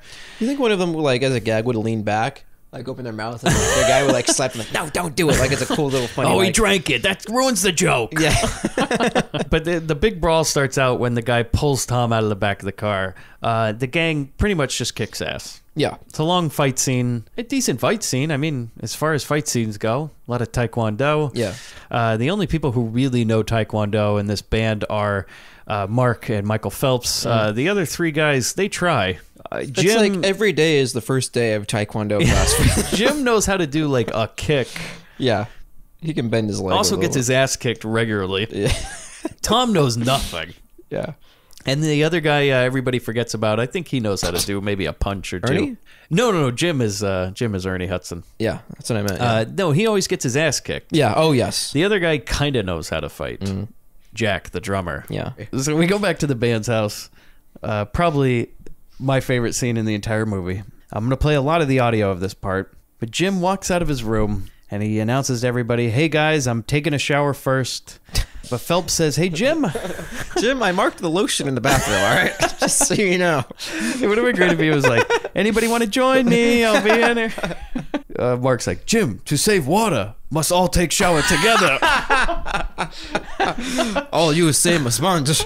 By the way, all these guys in this house, never a shirt on. Well, it must be hot. Orlando. They're Orlando. Trying to You said that. I didn't mean it like that. Orlando. I didn't mean it like that. I mean, the heat, they're trying to keep the utility costs down with the AC, but not that it's Orlando. I didn't mean it like that. Jim announces he's going to take a shower first. We hear in the background Mark says he'll join him.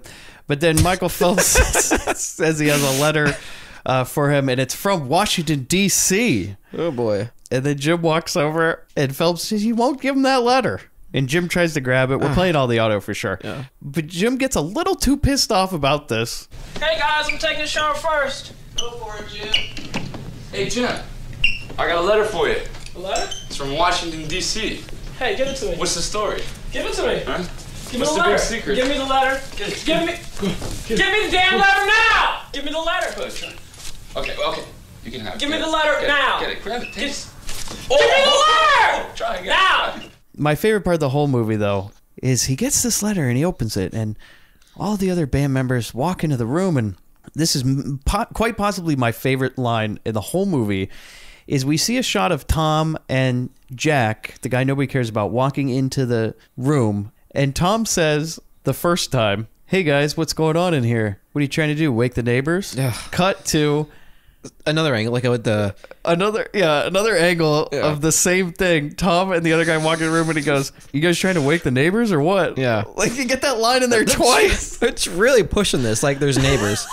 They really got to immerse us in the set and the environment that is around here. There's neighbors, Mike. Jeez, you guys, what's going on out here? What are you trying to do? Wake up the neighbors? Need to get some work done. You would have had enough done from that street. Okay, fight. okay, I'm sorry. I'll get realize how serious What's going on here? You guys trying to wake up the neighbors or Jeff, what? seen no Calm faction down. for one night? So Jim finally opens the letter, and they all wonder what's going on. Yeah.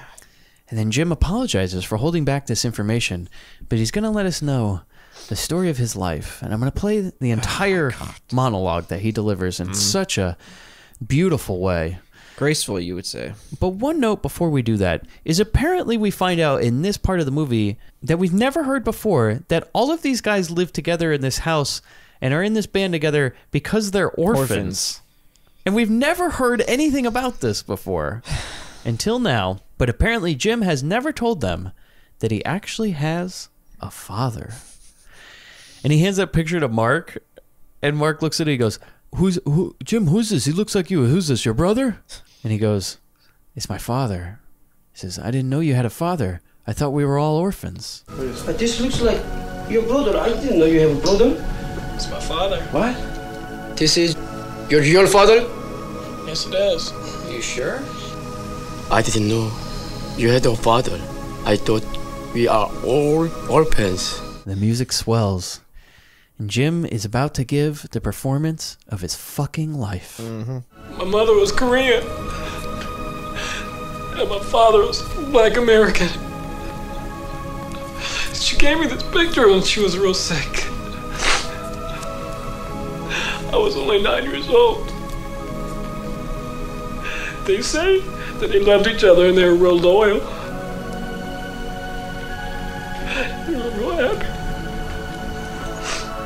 But then when he finished military duty, he left.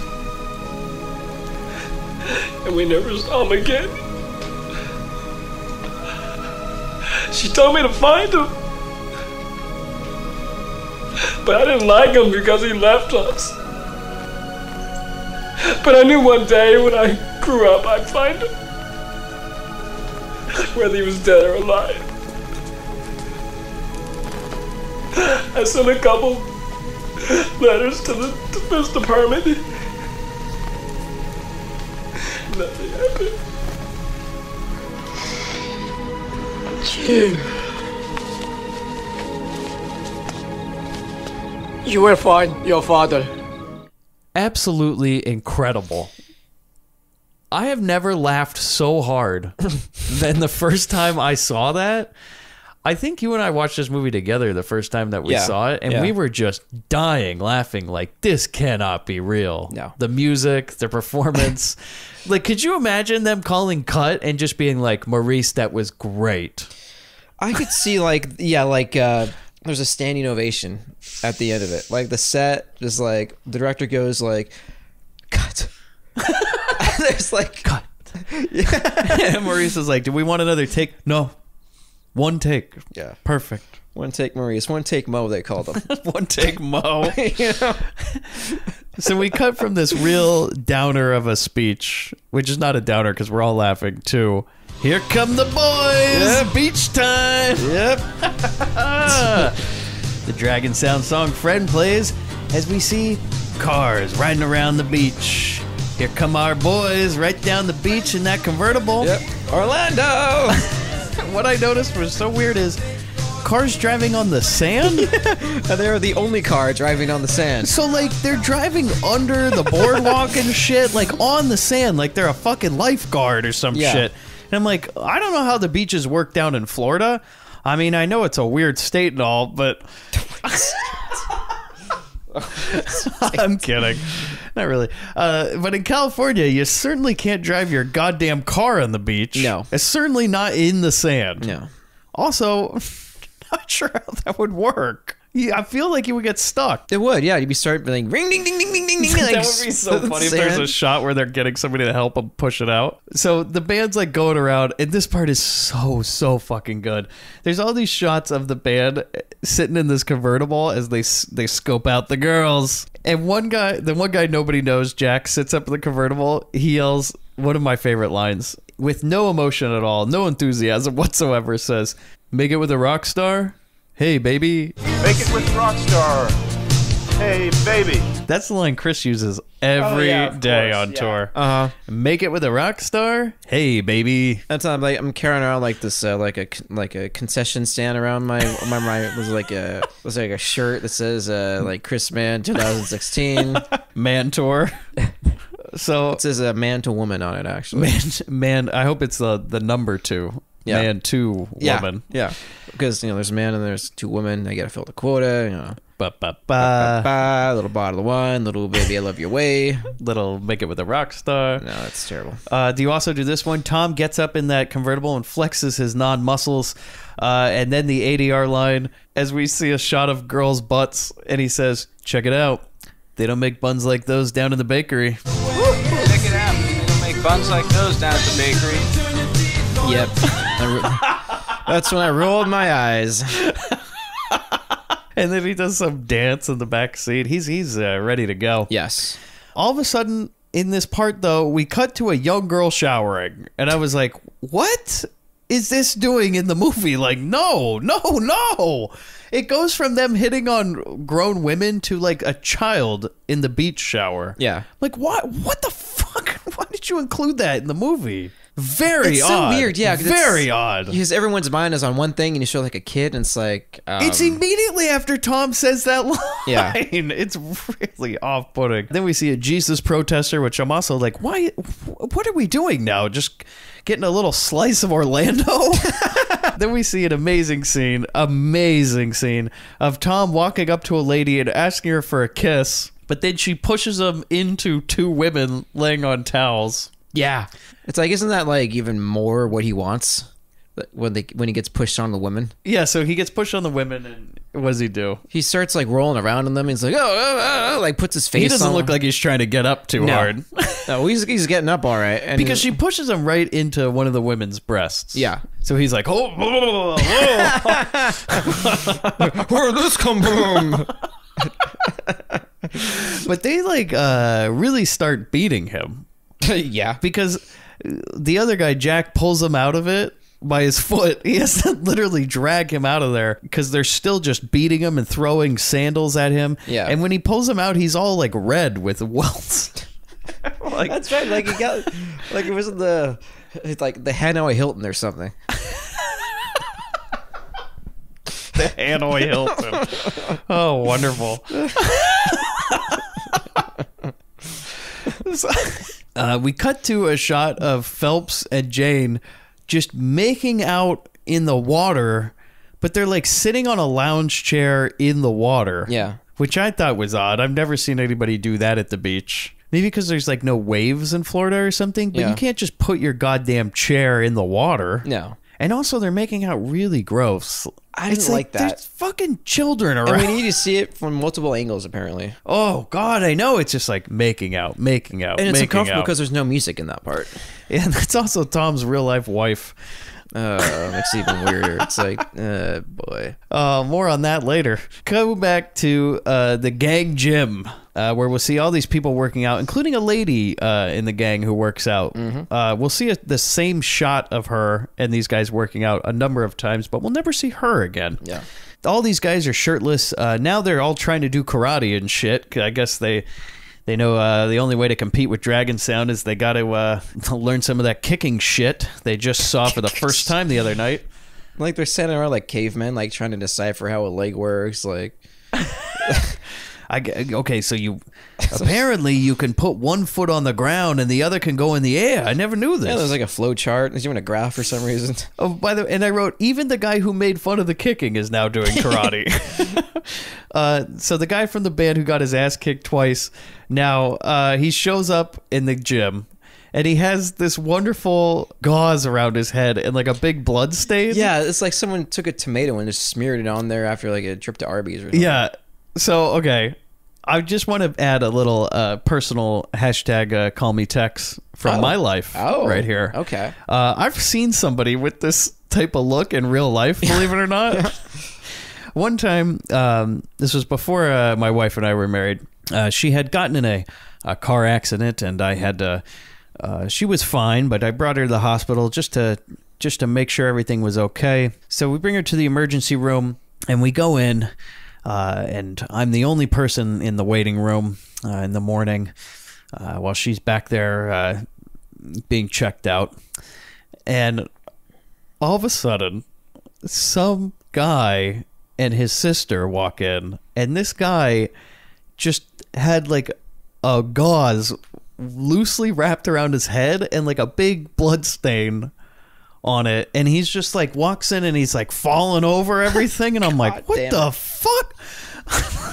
And they just walk in and he's like, oh, and then some lady runs out. She's like, oh my God, are you okay? And she's like, yeah, he's fine. Just can you get a nurse out here? She's like, oh, right away. And so she's like, sit down. And then she goes, do you want a soda? And she walks over to this machine, and he's still like wandering around the room, and I'm like, oh my God, please don't come near me. Please don't fall on me, shit. Right? So she goes over to the soda machine and buys a soda, and she hands it to him, the Sprite, and he opens it, and it just explodes everywhere.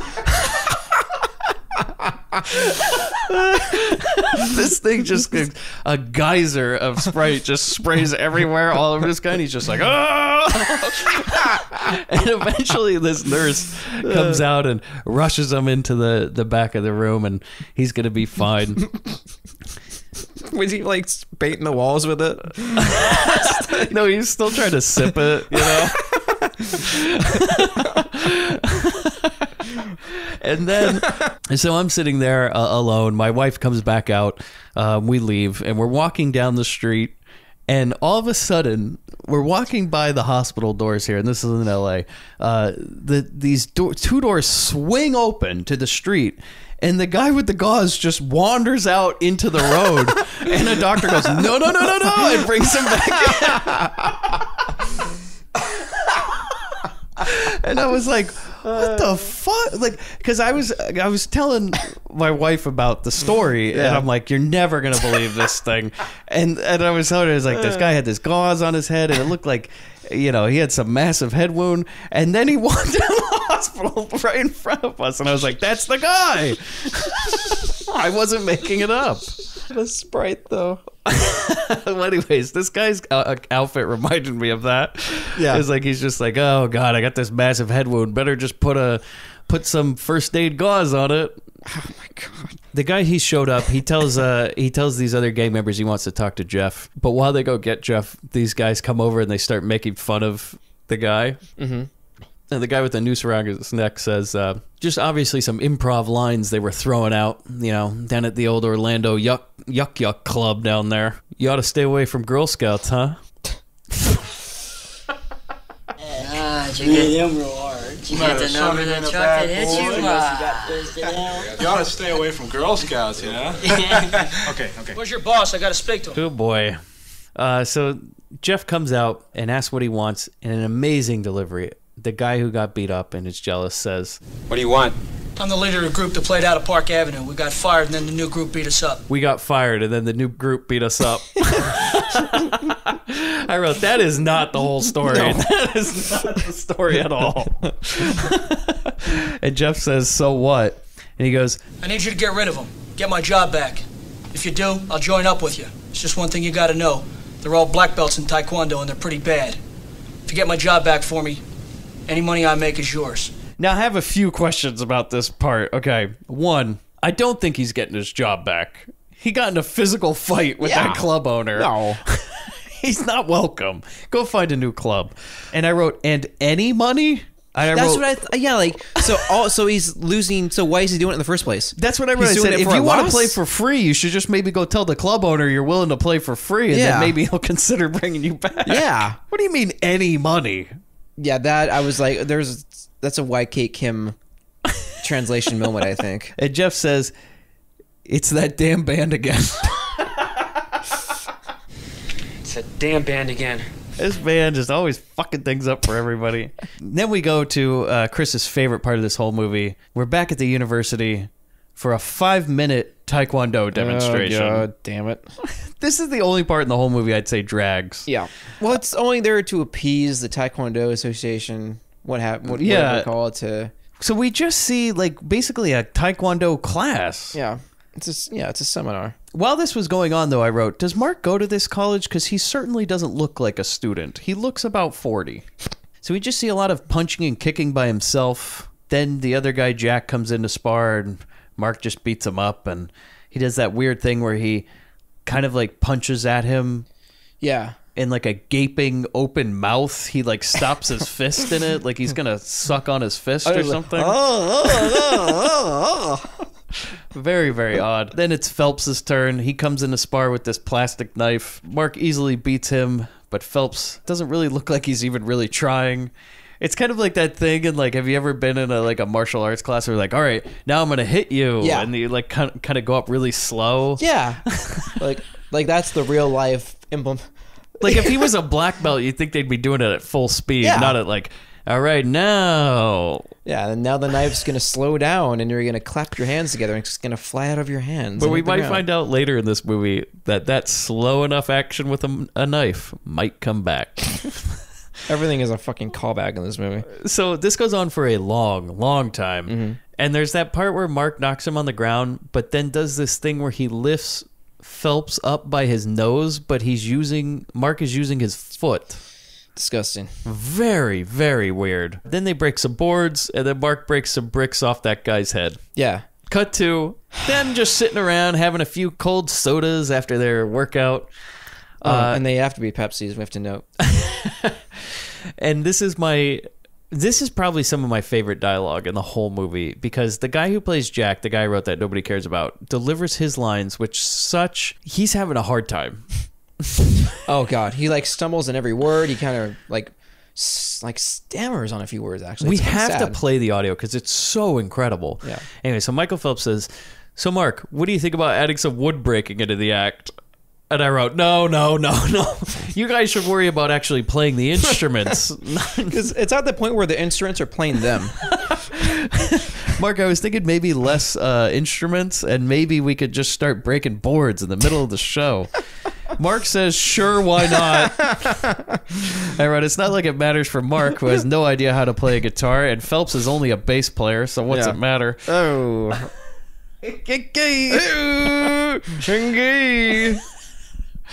Phelps says, we could write another Taekwondo song, and during one of Tom's guitar solos, we could all break boards.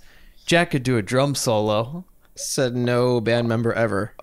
And I wrote, the way he says Taekwondo is so weird. Yeah. He goes, we could write another Taekwondo song. Yeah. So, Mark, how do you feel about putting some board breaking into the act? Sure, why not? We could write another Taekwondo song, and after Tom does one of his guitar solos, we could all break boards. Jack could do a drum solo. And then I wrote, I thought Jim was the drummer. I guess he plays the keyboards.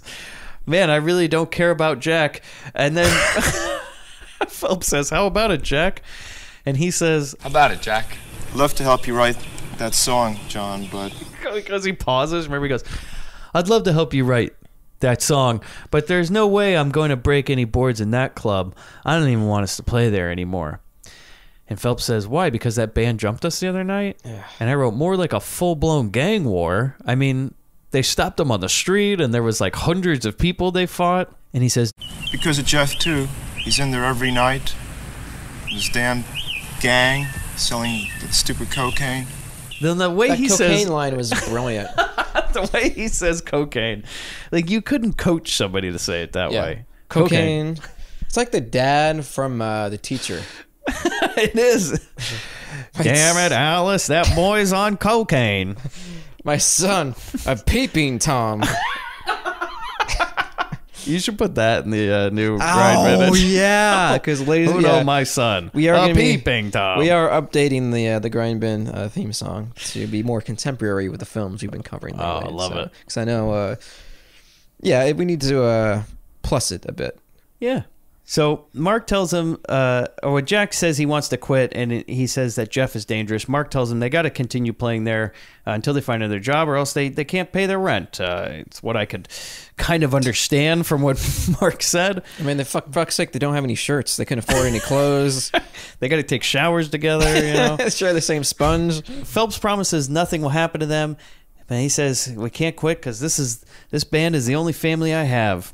And then something where Jack says something like, Mark, you sound homesick. And Mark says, I am, but not like before. And then he goes on to say something about how everybody in Korea practices Taekwondo. Everyone. We need to research on that because I doubt that. But then it leads into my favorite speech other than Jim's father's speech, is when Jack proposes a world tour. When I first came to this country, I had nobody. Sounds like you're still homesick. Not like before. I'll bet you still miss all the Taekwondo training that goes on in Korea. Everybody practice Taekwondo there. Taekwondo originated in Korea. But now, it is practiced all over the world. All over the world. What do you think about a tour? What kind of tour? It would be a world tour, but what would make it special is that we play in each other's countries. You know, like finding our roots. You mean we're gonna play in Ireland? Right. While we're in Europe, we'd visit Italy, you know, Tom's home country.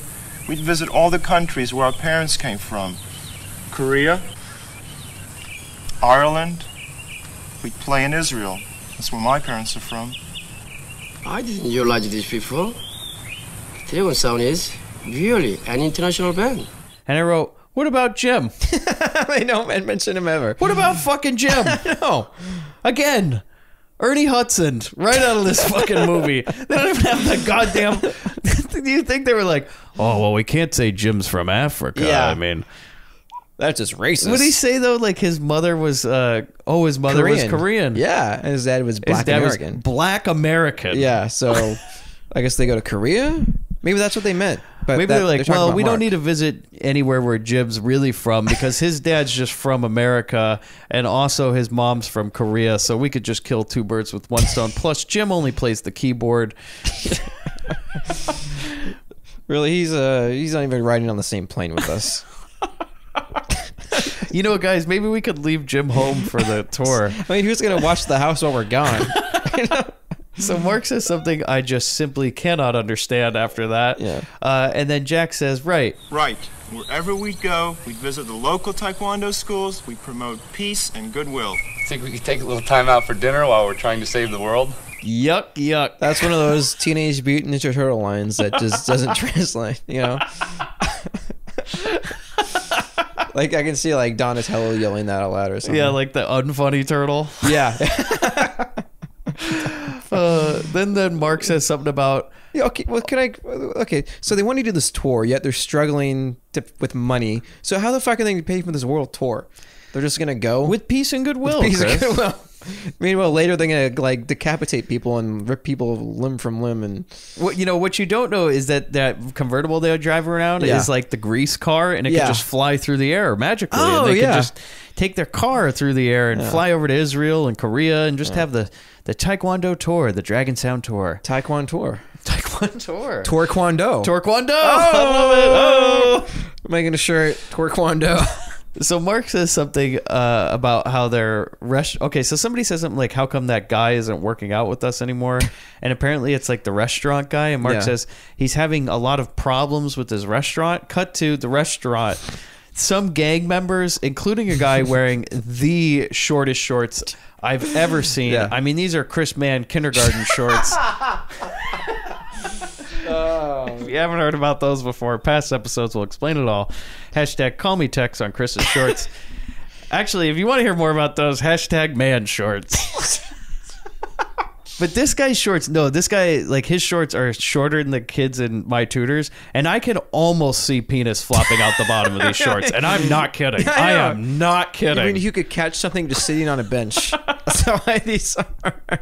So apparently they all like just leave without trying to pay or something, and then the owner comes out and he beats them all up. Yeah. Because that is a problem. Yeah. That is a problem. The band rolls up. Here come the boys to save the day. But he's already taken care of all those guys, and he beat them all up. And then Mark, for some reason, keeps trying to wipe his face with a napkin over and over again. Are they trying to imply that they just ate and he was still trying to... No, because he had like a little blood on him or something. Oh. Mark's like, let me get that for you. Let me get that for you. And the guy's like, okay. Mark, I got it. God damn it, Mark. So they're all impressed with how he beat him up. But then the guy says something about how Taekwondo is more than just kicking or punching. And he says that over. We just fade back to the club and Dragon Sound's playing, but we don't hear any of the music.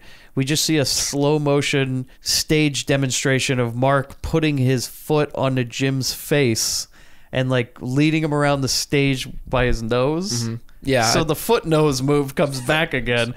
And Jim looks a little bit too excited about it. Yeah. So like Jim has this big smile on his face. He's like, whoa, like getting his nose. Foot fetish. It's very odd.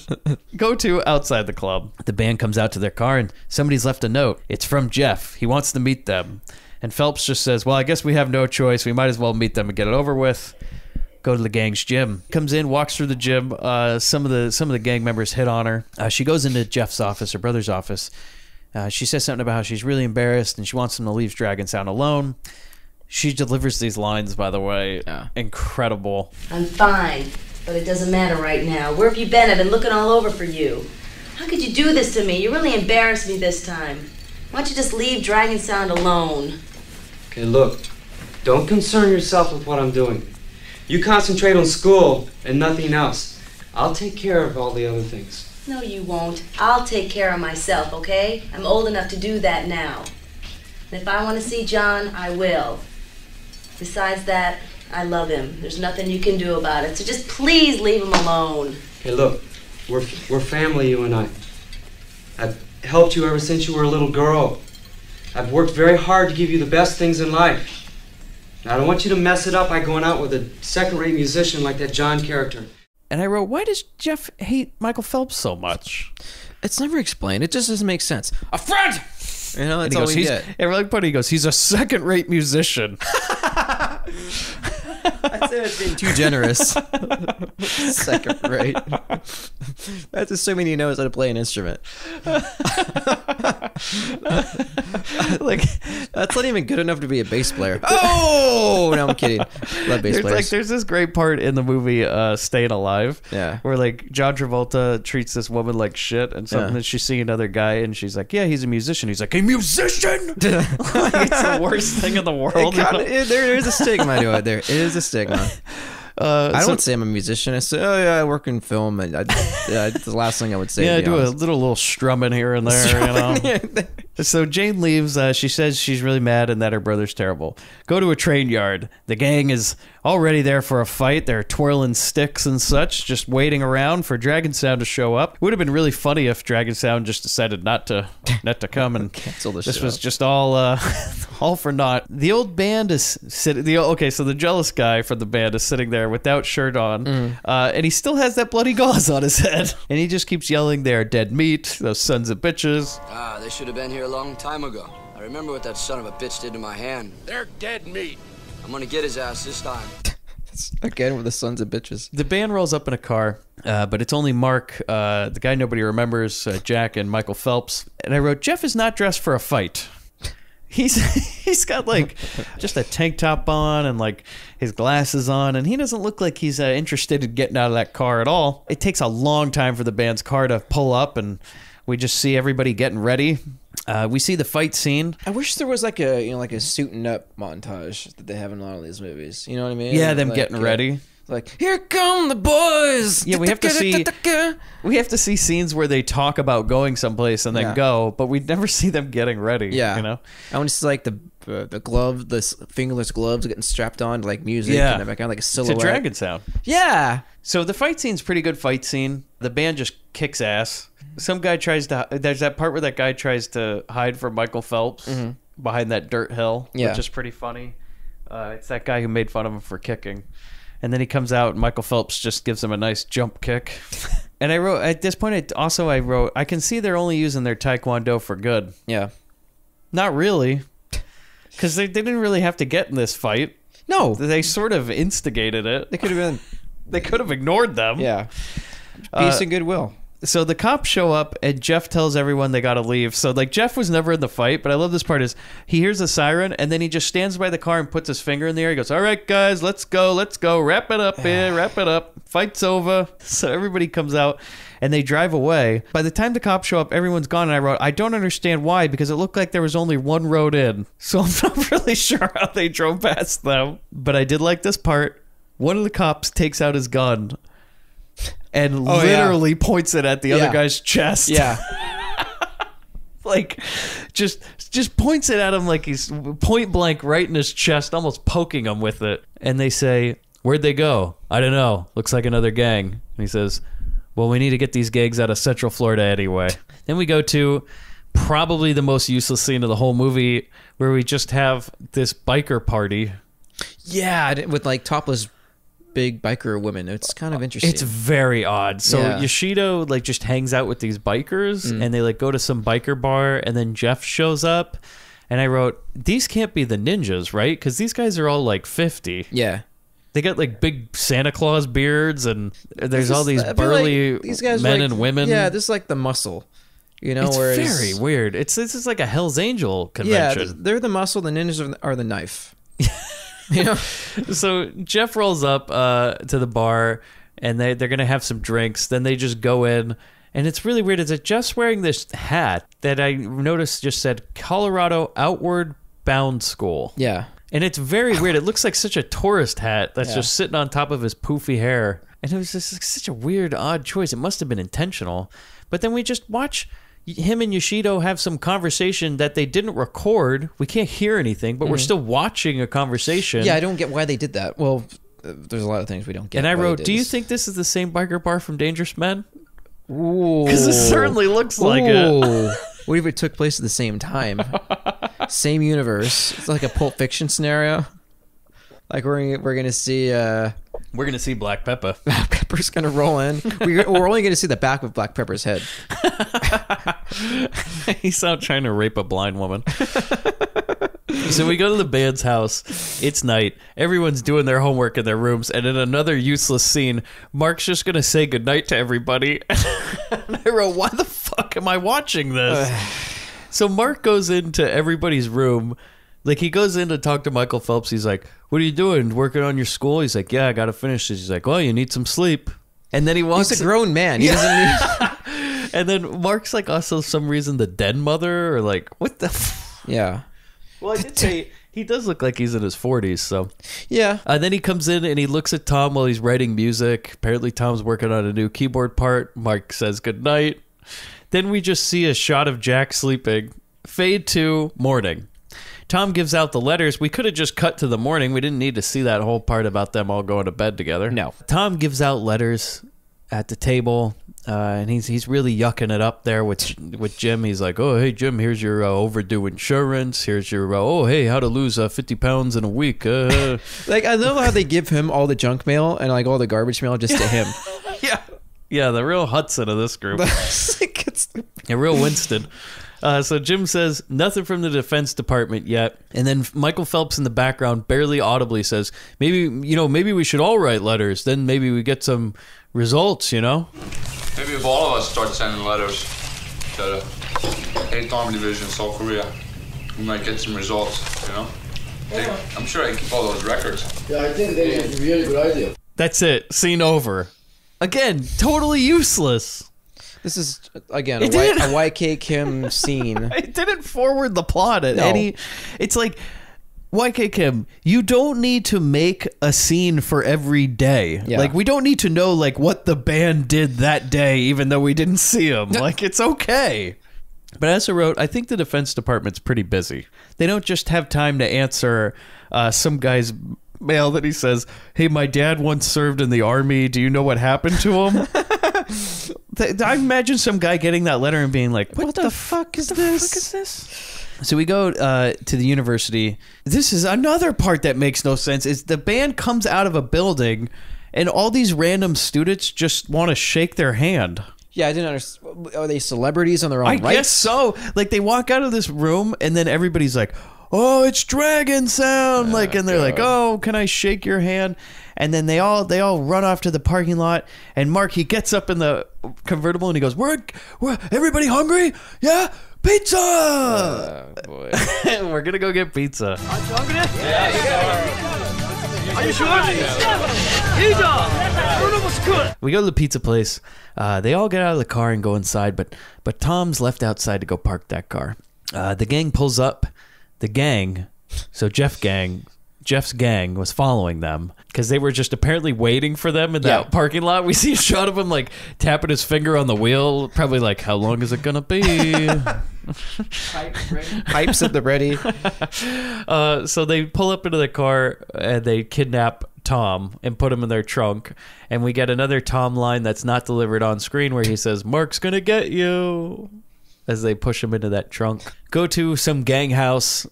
Love this part. So they're carrying Tom into some back room, and this one guy gets some great lines. He goes, show the superstar the royal suite, guys.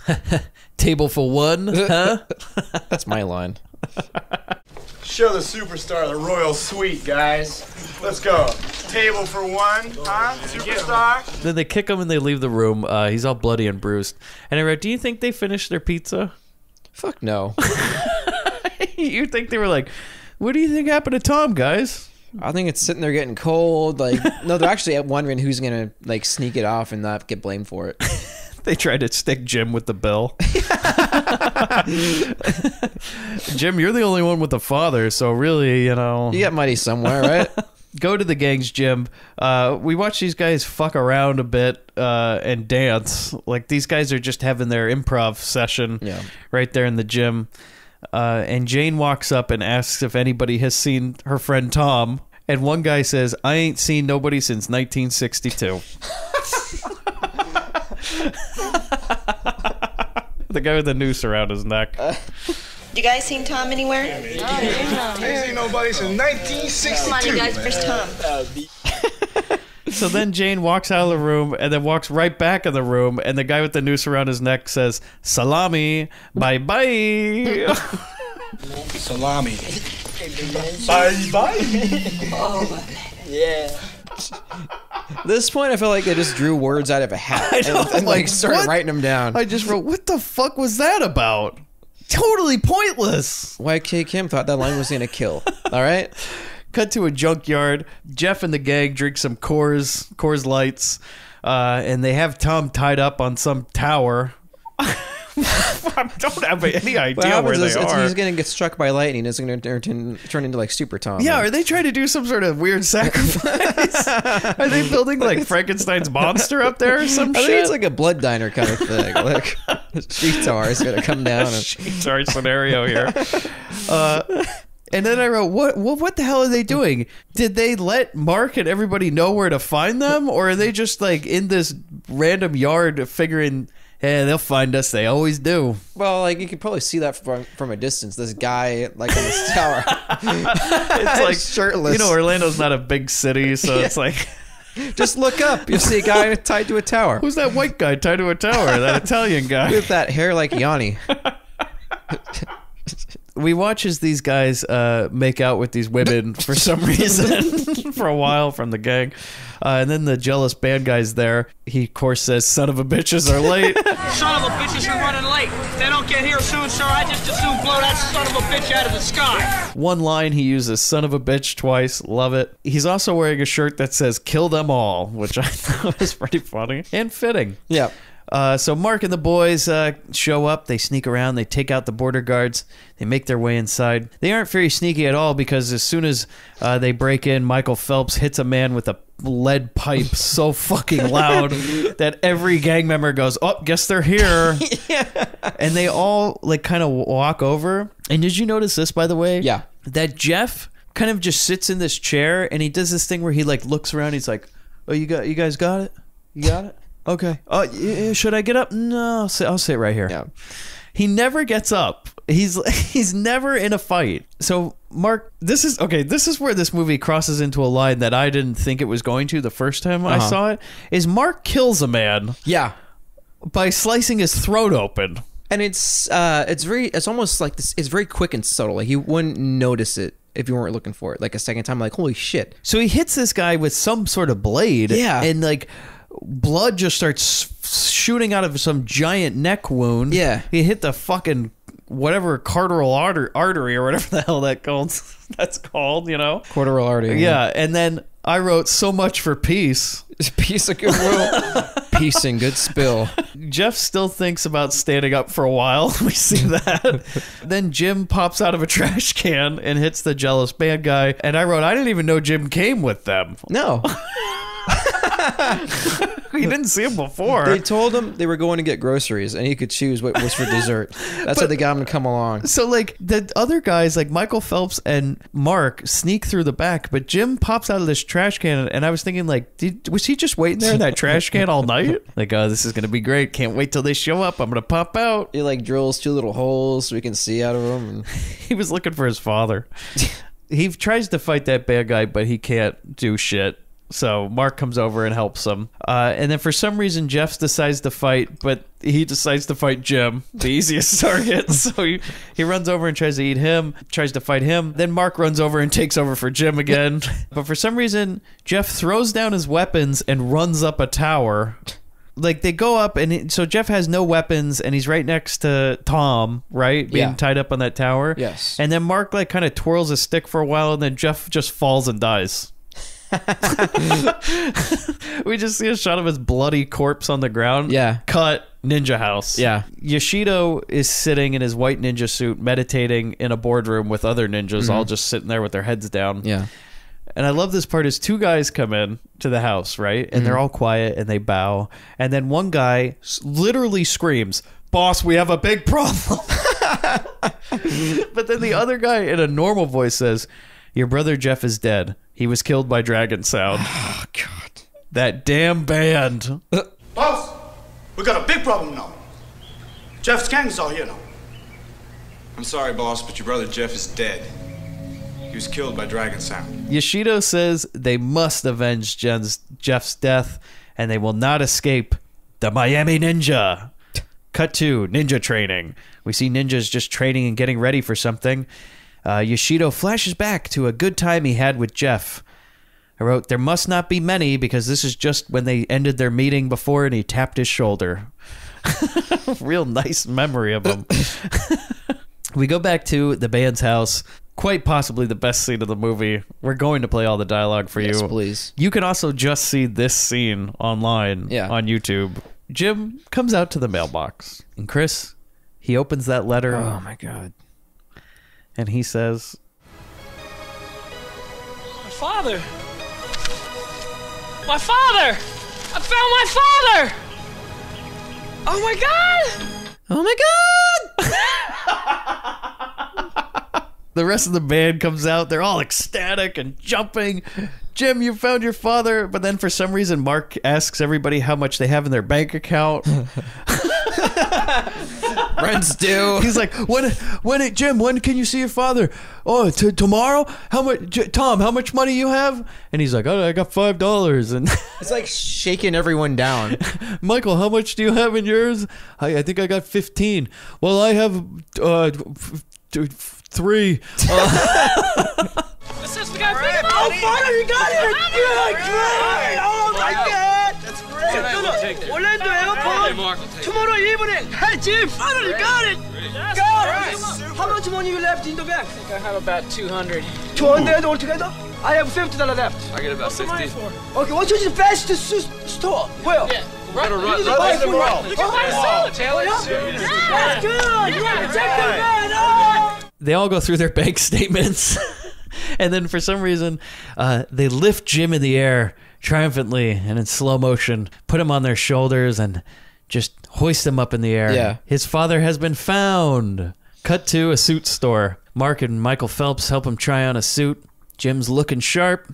Cut to the band's house. Jane is waiting there with Tom and the guy nobody cares about, Jack, the drummer. Mark, Jim, and Phelps pull up. Okay, I love this part. It's like, so they all get out of the car, but then there's this great cut, and watch for it if you're watching this movie. Chris and I have discussed this a number of times. You can literally see, this is a scene where somebody edited it, and they edited it right after the director said the word action. Oh, yeah. Because you can literally see everybody, and this is also a big mistake. You never want to start a shot with everybody on screen and then they start moving. Yeah.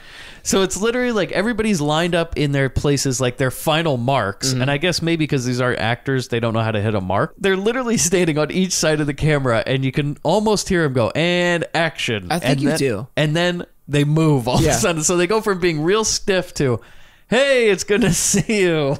Oh, yeah. And you can see the second before the action starts. And that, to me, I just love it. It's a little special something. It's something you would see in like a real amateur, like first-time filmmaker type mistake. Like a college project. Almost. Almost. Yeah, not even college. I'd say more like Junior high. somebody's first camera and video class in high school, you know? So Jane comes and she talks to Michael Phelps and she says something about how she understands how he had a killer brother or something. And Jane said he has no choice, and I'm like, well, he kind of did. I mean, and also Jeff just fell off there was no real epic fight. He just walked off a platform. Yeah. It was an accident. Yeah.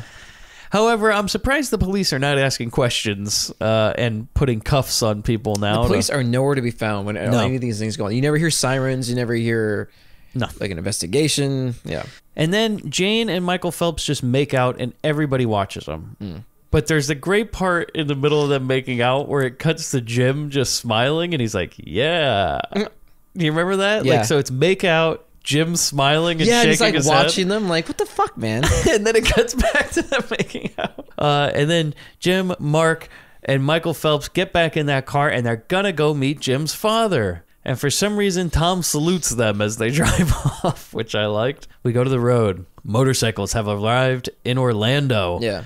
All the ninjas are dressed like ninjas riding their motorcycles, and I wrote, this would have been a real funny sight on the freeway. I would have thought it's like a Benny Hanna commercial. Like, could you imagine a family coming into Disney World and some kid like, look, Dad, ninjas. And I like this. And so Michael Phelps is driving and he turns a corner and then he just goes, oh, ninjas. Like almost like it's a normal sight. Like, oh, look, cows. Yeah, You he know, goes, like the same oh, thing. ninjas. Oh, ninjas. So then they come up to the car and he goes, come on, leave us alone. We need to catch a plane. And then this big fight happens in this public park. It's like the most epic showdown. This is like batshit insane. All like no man leaves. Yeah. So much for peace. We're about to get some shit that just blows this whole movie wide open. Okay, so this big fight happens in this public park. And the first big thing that happens is a ninja slices Jim across the chest. Yeah. So Jim is mortally wounded at this point. Chest, I mean, and it's gory. Like Yeah. you see a full blade slash through his chest. And then Mark runs over and that great thing where he goes, Jim! He runs over and he's like trying to console him, but his version of consoling him is just getting within an inch of his mouth and going, Jim! Jim! And like Michael Phelps is like beating up ninjas while Mark is still just screaming at him. And then Mark decides to drag Jim through this still park water. And I was right. I don't think that's good for the cut. I think if anything, he's getting a major infection now. Yeah. Probably some sort of deadly amoeba in that water. Little Zika, That's like the fucking breeding ground of Zika. He's dragging Jim through there. Yeah. Little dysentery, little malaria. So this is where Michael Phelps kills ninjas. Yeah. So he kills guys with a sword. Yep. And I wrote, at this point, imagine if a family walked into this park for a picnic. Because this is a big public park on like a Saturday afternoon. They should have shown like a soccer game going on in the background, like a Little League game. Like, can you imagine? No, there's like a quinceañera going on. There's a Oh, look, piñata. Dad, ninjas. Oh my God, that bloody shirtless man. No, that's just Jelly Jam. Oh, they're just playing, son. It's like when mommy and daddy wrestle at night. And then Mark starts killing ninjas. Yeah. And then Phelps, he's covered in blood, rips his shirt off for no reason, and then just starts running off. We see Mark just killing people in cold blood, making these crazy faces. Phelps slices a dude across the face. We see a shot of Yoshido sitting in some like wood structure, I guess in the park. Mm-hmm. Where else would they be? Yeah. And he's just sitting there meditating. He's not doing anything, just like Jeff. He doesn't get involved in the fight. And some ninja, he crawls up and he goes, boss, everybody's dead. And what happens, Chris?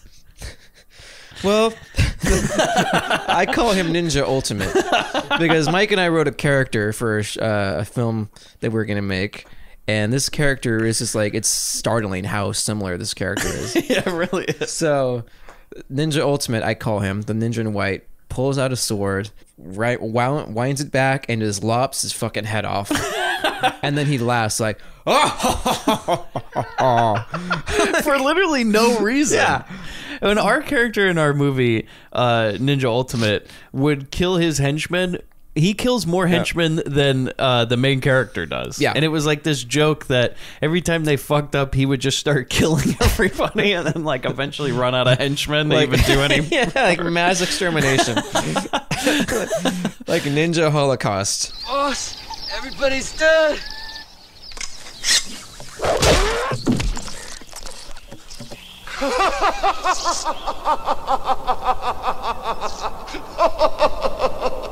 So he cuts his head off, and we do see like a head get lobbed off and like blood squirt out of the wound and everything.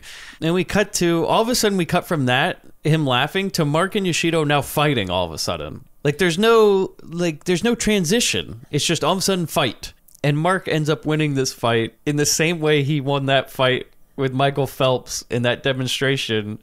Is like he knocks down Yoshido and then he gets up and like slowly tries to stab him from behind with a knife. Like in the same speed. I'm like, are you kidding me? And I was like, I guess that is how people stab. Yeah. Which, by the way, that's slow. The knife's not going to stab very deep. No.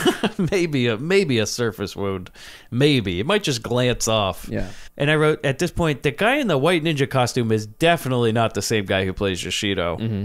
Because there's a part during that fight where his mask gets ripped off and it's clearly not him. Yeah. Also, when he's dying on the ground with this knife in his gut, you can see his face and it's not him. It's just like a Clearly white guy. not. Yeah, clearly. Like that. Is there a reason why? Do we ever find out? Well, you'll find out. Oh, okay.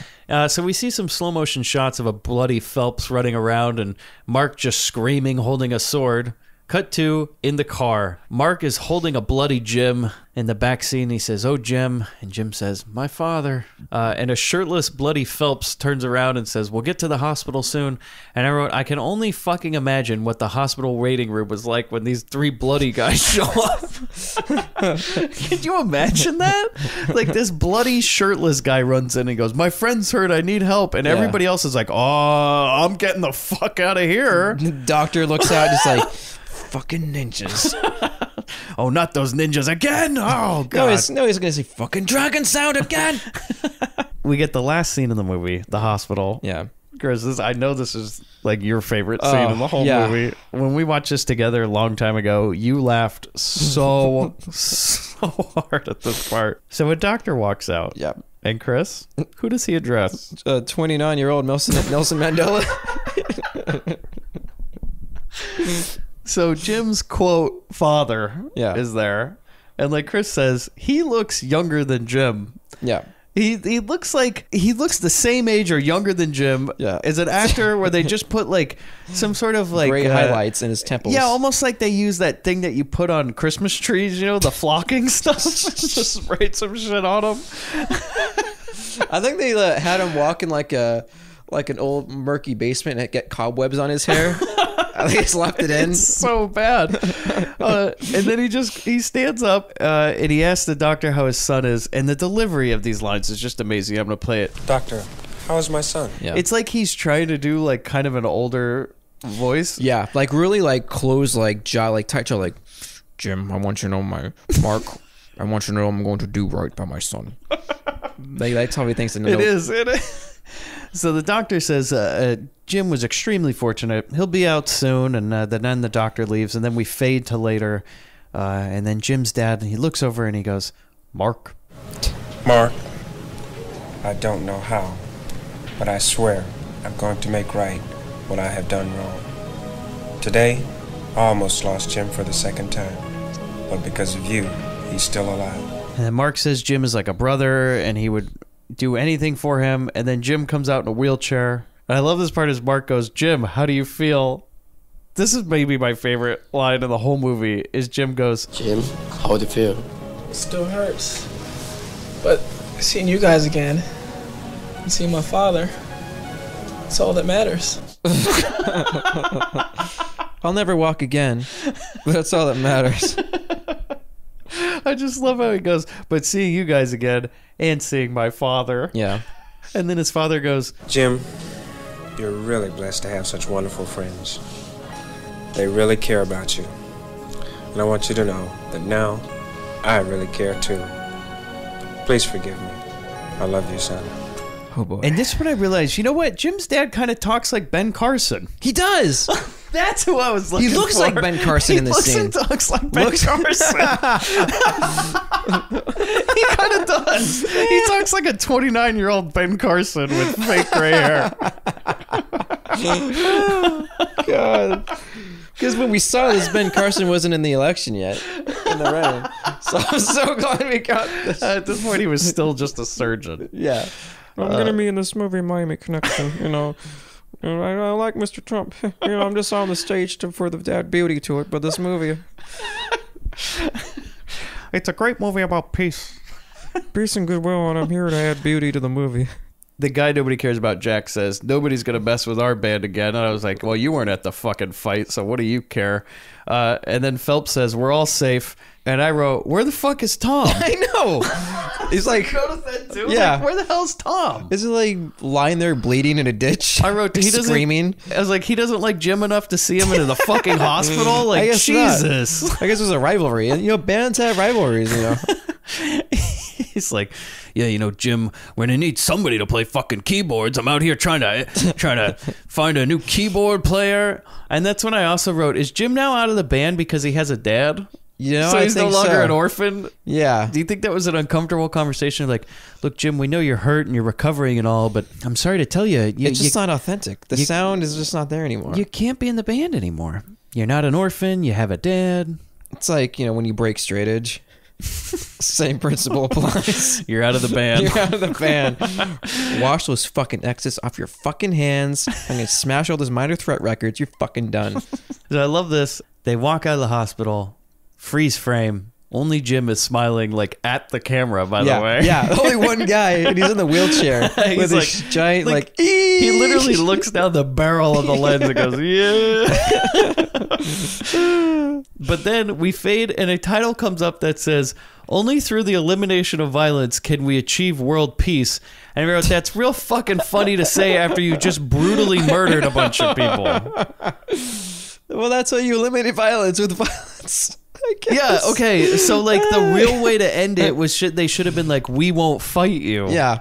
Not, or like, we'll fight, but we're not going to kill anybody. No. Yeah. They just fucking murdered like 12 guys in a public park. Mm-hmm. The police will be looking. I mean, this is on the fucking nightly news at this point. Yeah. A mangle of bodies. If anybody sees the band Dragon Sound, tell them we have questions. Yeah. And we know they have answers. YK Kim, please report to the police station. Dragon Sound were suspiciously absent from their Thursday night gig. You think that other guy's getting his job back? You gotta wonder, like, you cut to that show late at night and just like the promoter like looking at his watch like, come on, there's like a line out the door of people angrily trying to get in. And you imagine that's a real tough night. Well, I know everybody's here to see Dragon Sound. Unfortunately, they just brutally murdered a bunch of people in a park today. Yeah. In front of children. It was a horrific sight. Some kid picked up a loose arm. It was really bad. Yeah. We are not refunding tickets, but we will make them available for a later date. We'll postpone the show. Apparently there was a child soccer game and a head was found rolling on the field. In fact, the head was in the goal. Oh God! But I do love is before the end of the movie, a song starts, and we do get to see each of the cast members. Great shots of them. They introduce everybody by name. They're hero shots, if you will. Yeah, love it. So, some trivia for you before we finally wrap this bitch up. Yeah, we're getting to the that hour. Are you all right? Yeah, I'm free. Yeah, great. Okay. In the original version of this movie, Jim dies at the end on the way to the hospital. So glad you're going to say this. There is no hospital scene. However, when the film was screened at Cannes in 1987, YK Kim was told by all potential distributors that the ending was a downer. Director Woo Sang Park had already returned to Korea, so Kim himself reshot the ending. The final fight between Mark and Yoshido was added, but C.Y. Joe was unavailable, so Yoshido is played by William Ergel instead. There you go. Now, I love the actual end frame of the original ending, if you've seen it. Have you seen the end frame? Yeah, it's on YouTube. You can see the ending, the original ending, which I suggest everybody looking up. Because this ends on a freeze frame of YK Kim like this like madman, like, yeah, holding a sword. Yeah, it We'll have ends to on gut that, some guy, and like Jim is dead. Yeah. It's a real fucking. If the movie ended like that, it Yeah. would have been terrible. Yeah, and like it's like here comes his dad, like the plane flying overhead, like, and there's his dad. He's going, no. Oh yeah, you're right, because there is that part where the plane flies Because they're racing to get to the hospital. Yeah, and they yeah, just yeah. pull over, and they're like, and he dies right there in the car, and it's so fucked up. Yeah, this movie changes tone so dramatically Yeah. from scene to scene, and it's just it's like manic. if it would have The whole- ended on yeah, that. it's a Oh very my god, bipolar manic movie. Okay, so here's another one. Angelo Giannetti and Kathy Collier were dating at the time, but to avoid any discomfort during the kissing scenes between her and Michael Phelps, Giannetti was told to go buy beer for the crew. So they got him off set. Oh, shit. YK Kim was so popular in Orlando, Florida, that the local government and law enforcement allowed him to film anywhere in the city without permits. Oh, good for him. Just like Mr. Winecoop Yeah. in Lost Faith, where they just said, just Yeah. give Mr. Winecoop whatever he wants. Joel, please come on this show. YK Kim was... all the bikers were real bikers who were paid in beer. Nice. And hundreds of bikers showed up for the film's premiere. Right. Oh, no kidding. Can you imagine that premiere? You're like sitting next to like some Hell's Angel. I'm in this movie. They all like are like hooting and hollering at like the my worst God. shit. I wonder if that theater still stood after that night. I thought where the bathroom still stood after that night. Okay, the jealous other band leader. Yeah. In real life, he was a federal prosecutor. Oh, wow. Not an actor at all, but amazing delivery. One of the fight scenes was interrupted by police who thought it was a real brawl. And the last one, most of the cast in this movie were actually students of YK Kim, who owned a chain of Taekwondo studios. So that's all I got for Miami Connection. There you go. Chris, recommendation? Unwavering. Unwavering. Yeah, it's a film where there are no moments where you're like, well, this sucks. It's a joy. This film is a joy in itself. From start to finish, even those parts that we said were crazy and didn't need to be in the movie, everything's just so wildly enjoyable. Yeah. And I was trying to explain this to somebody earlier because they were asking, like, is this really your favorite movie? Bad movie? And I said, I think it is. Yeah. I think it's better than The Room, and I think it's it's better than Dangerous Men, which is also one of my favorite bad movies. Mhm. And they asked, but why? And I said, I think it's because it's so genuinely yes. made that, like, he had such good intentions. YK Kim had such good intentions that he thought this movie was going to bring about some sort of world peace type thing through making an ultra violent kung fu movie or taekwondo movie. Yeah. I don't know. The message gets lost, but it's in such a bizarre, fascinating way. And I've never seen a movie where the tone of scenes changes so dramatically from scene to scene. Like, it's just such a big shift. Yeah, the passion is certainly there. Yeah. The passion does not waver.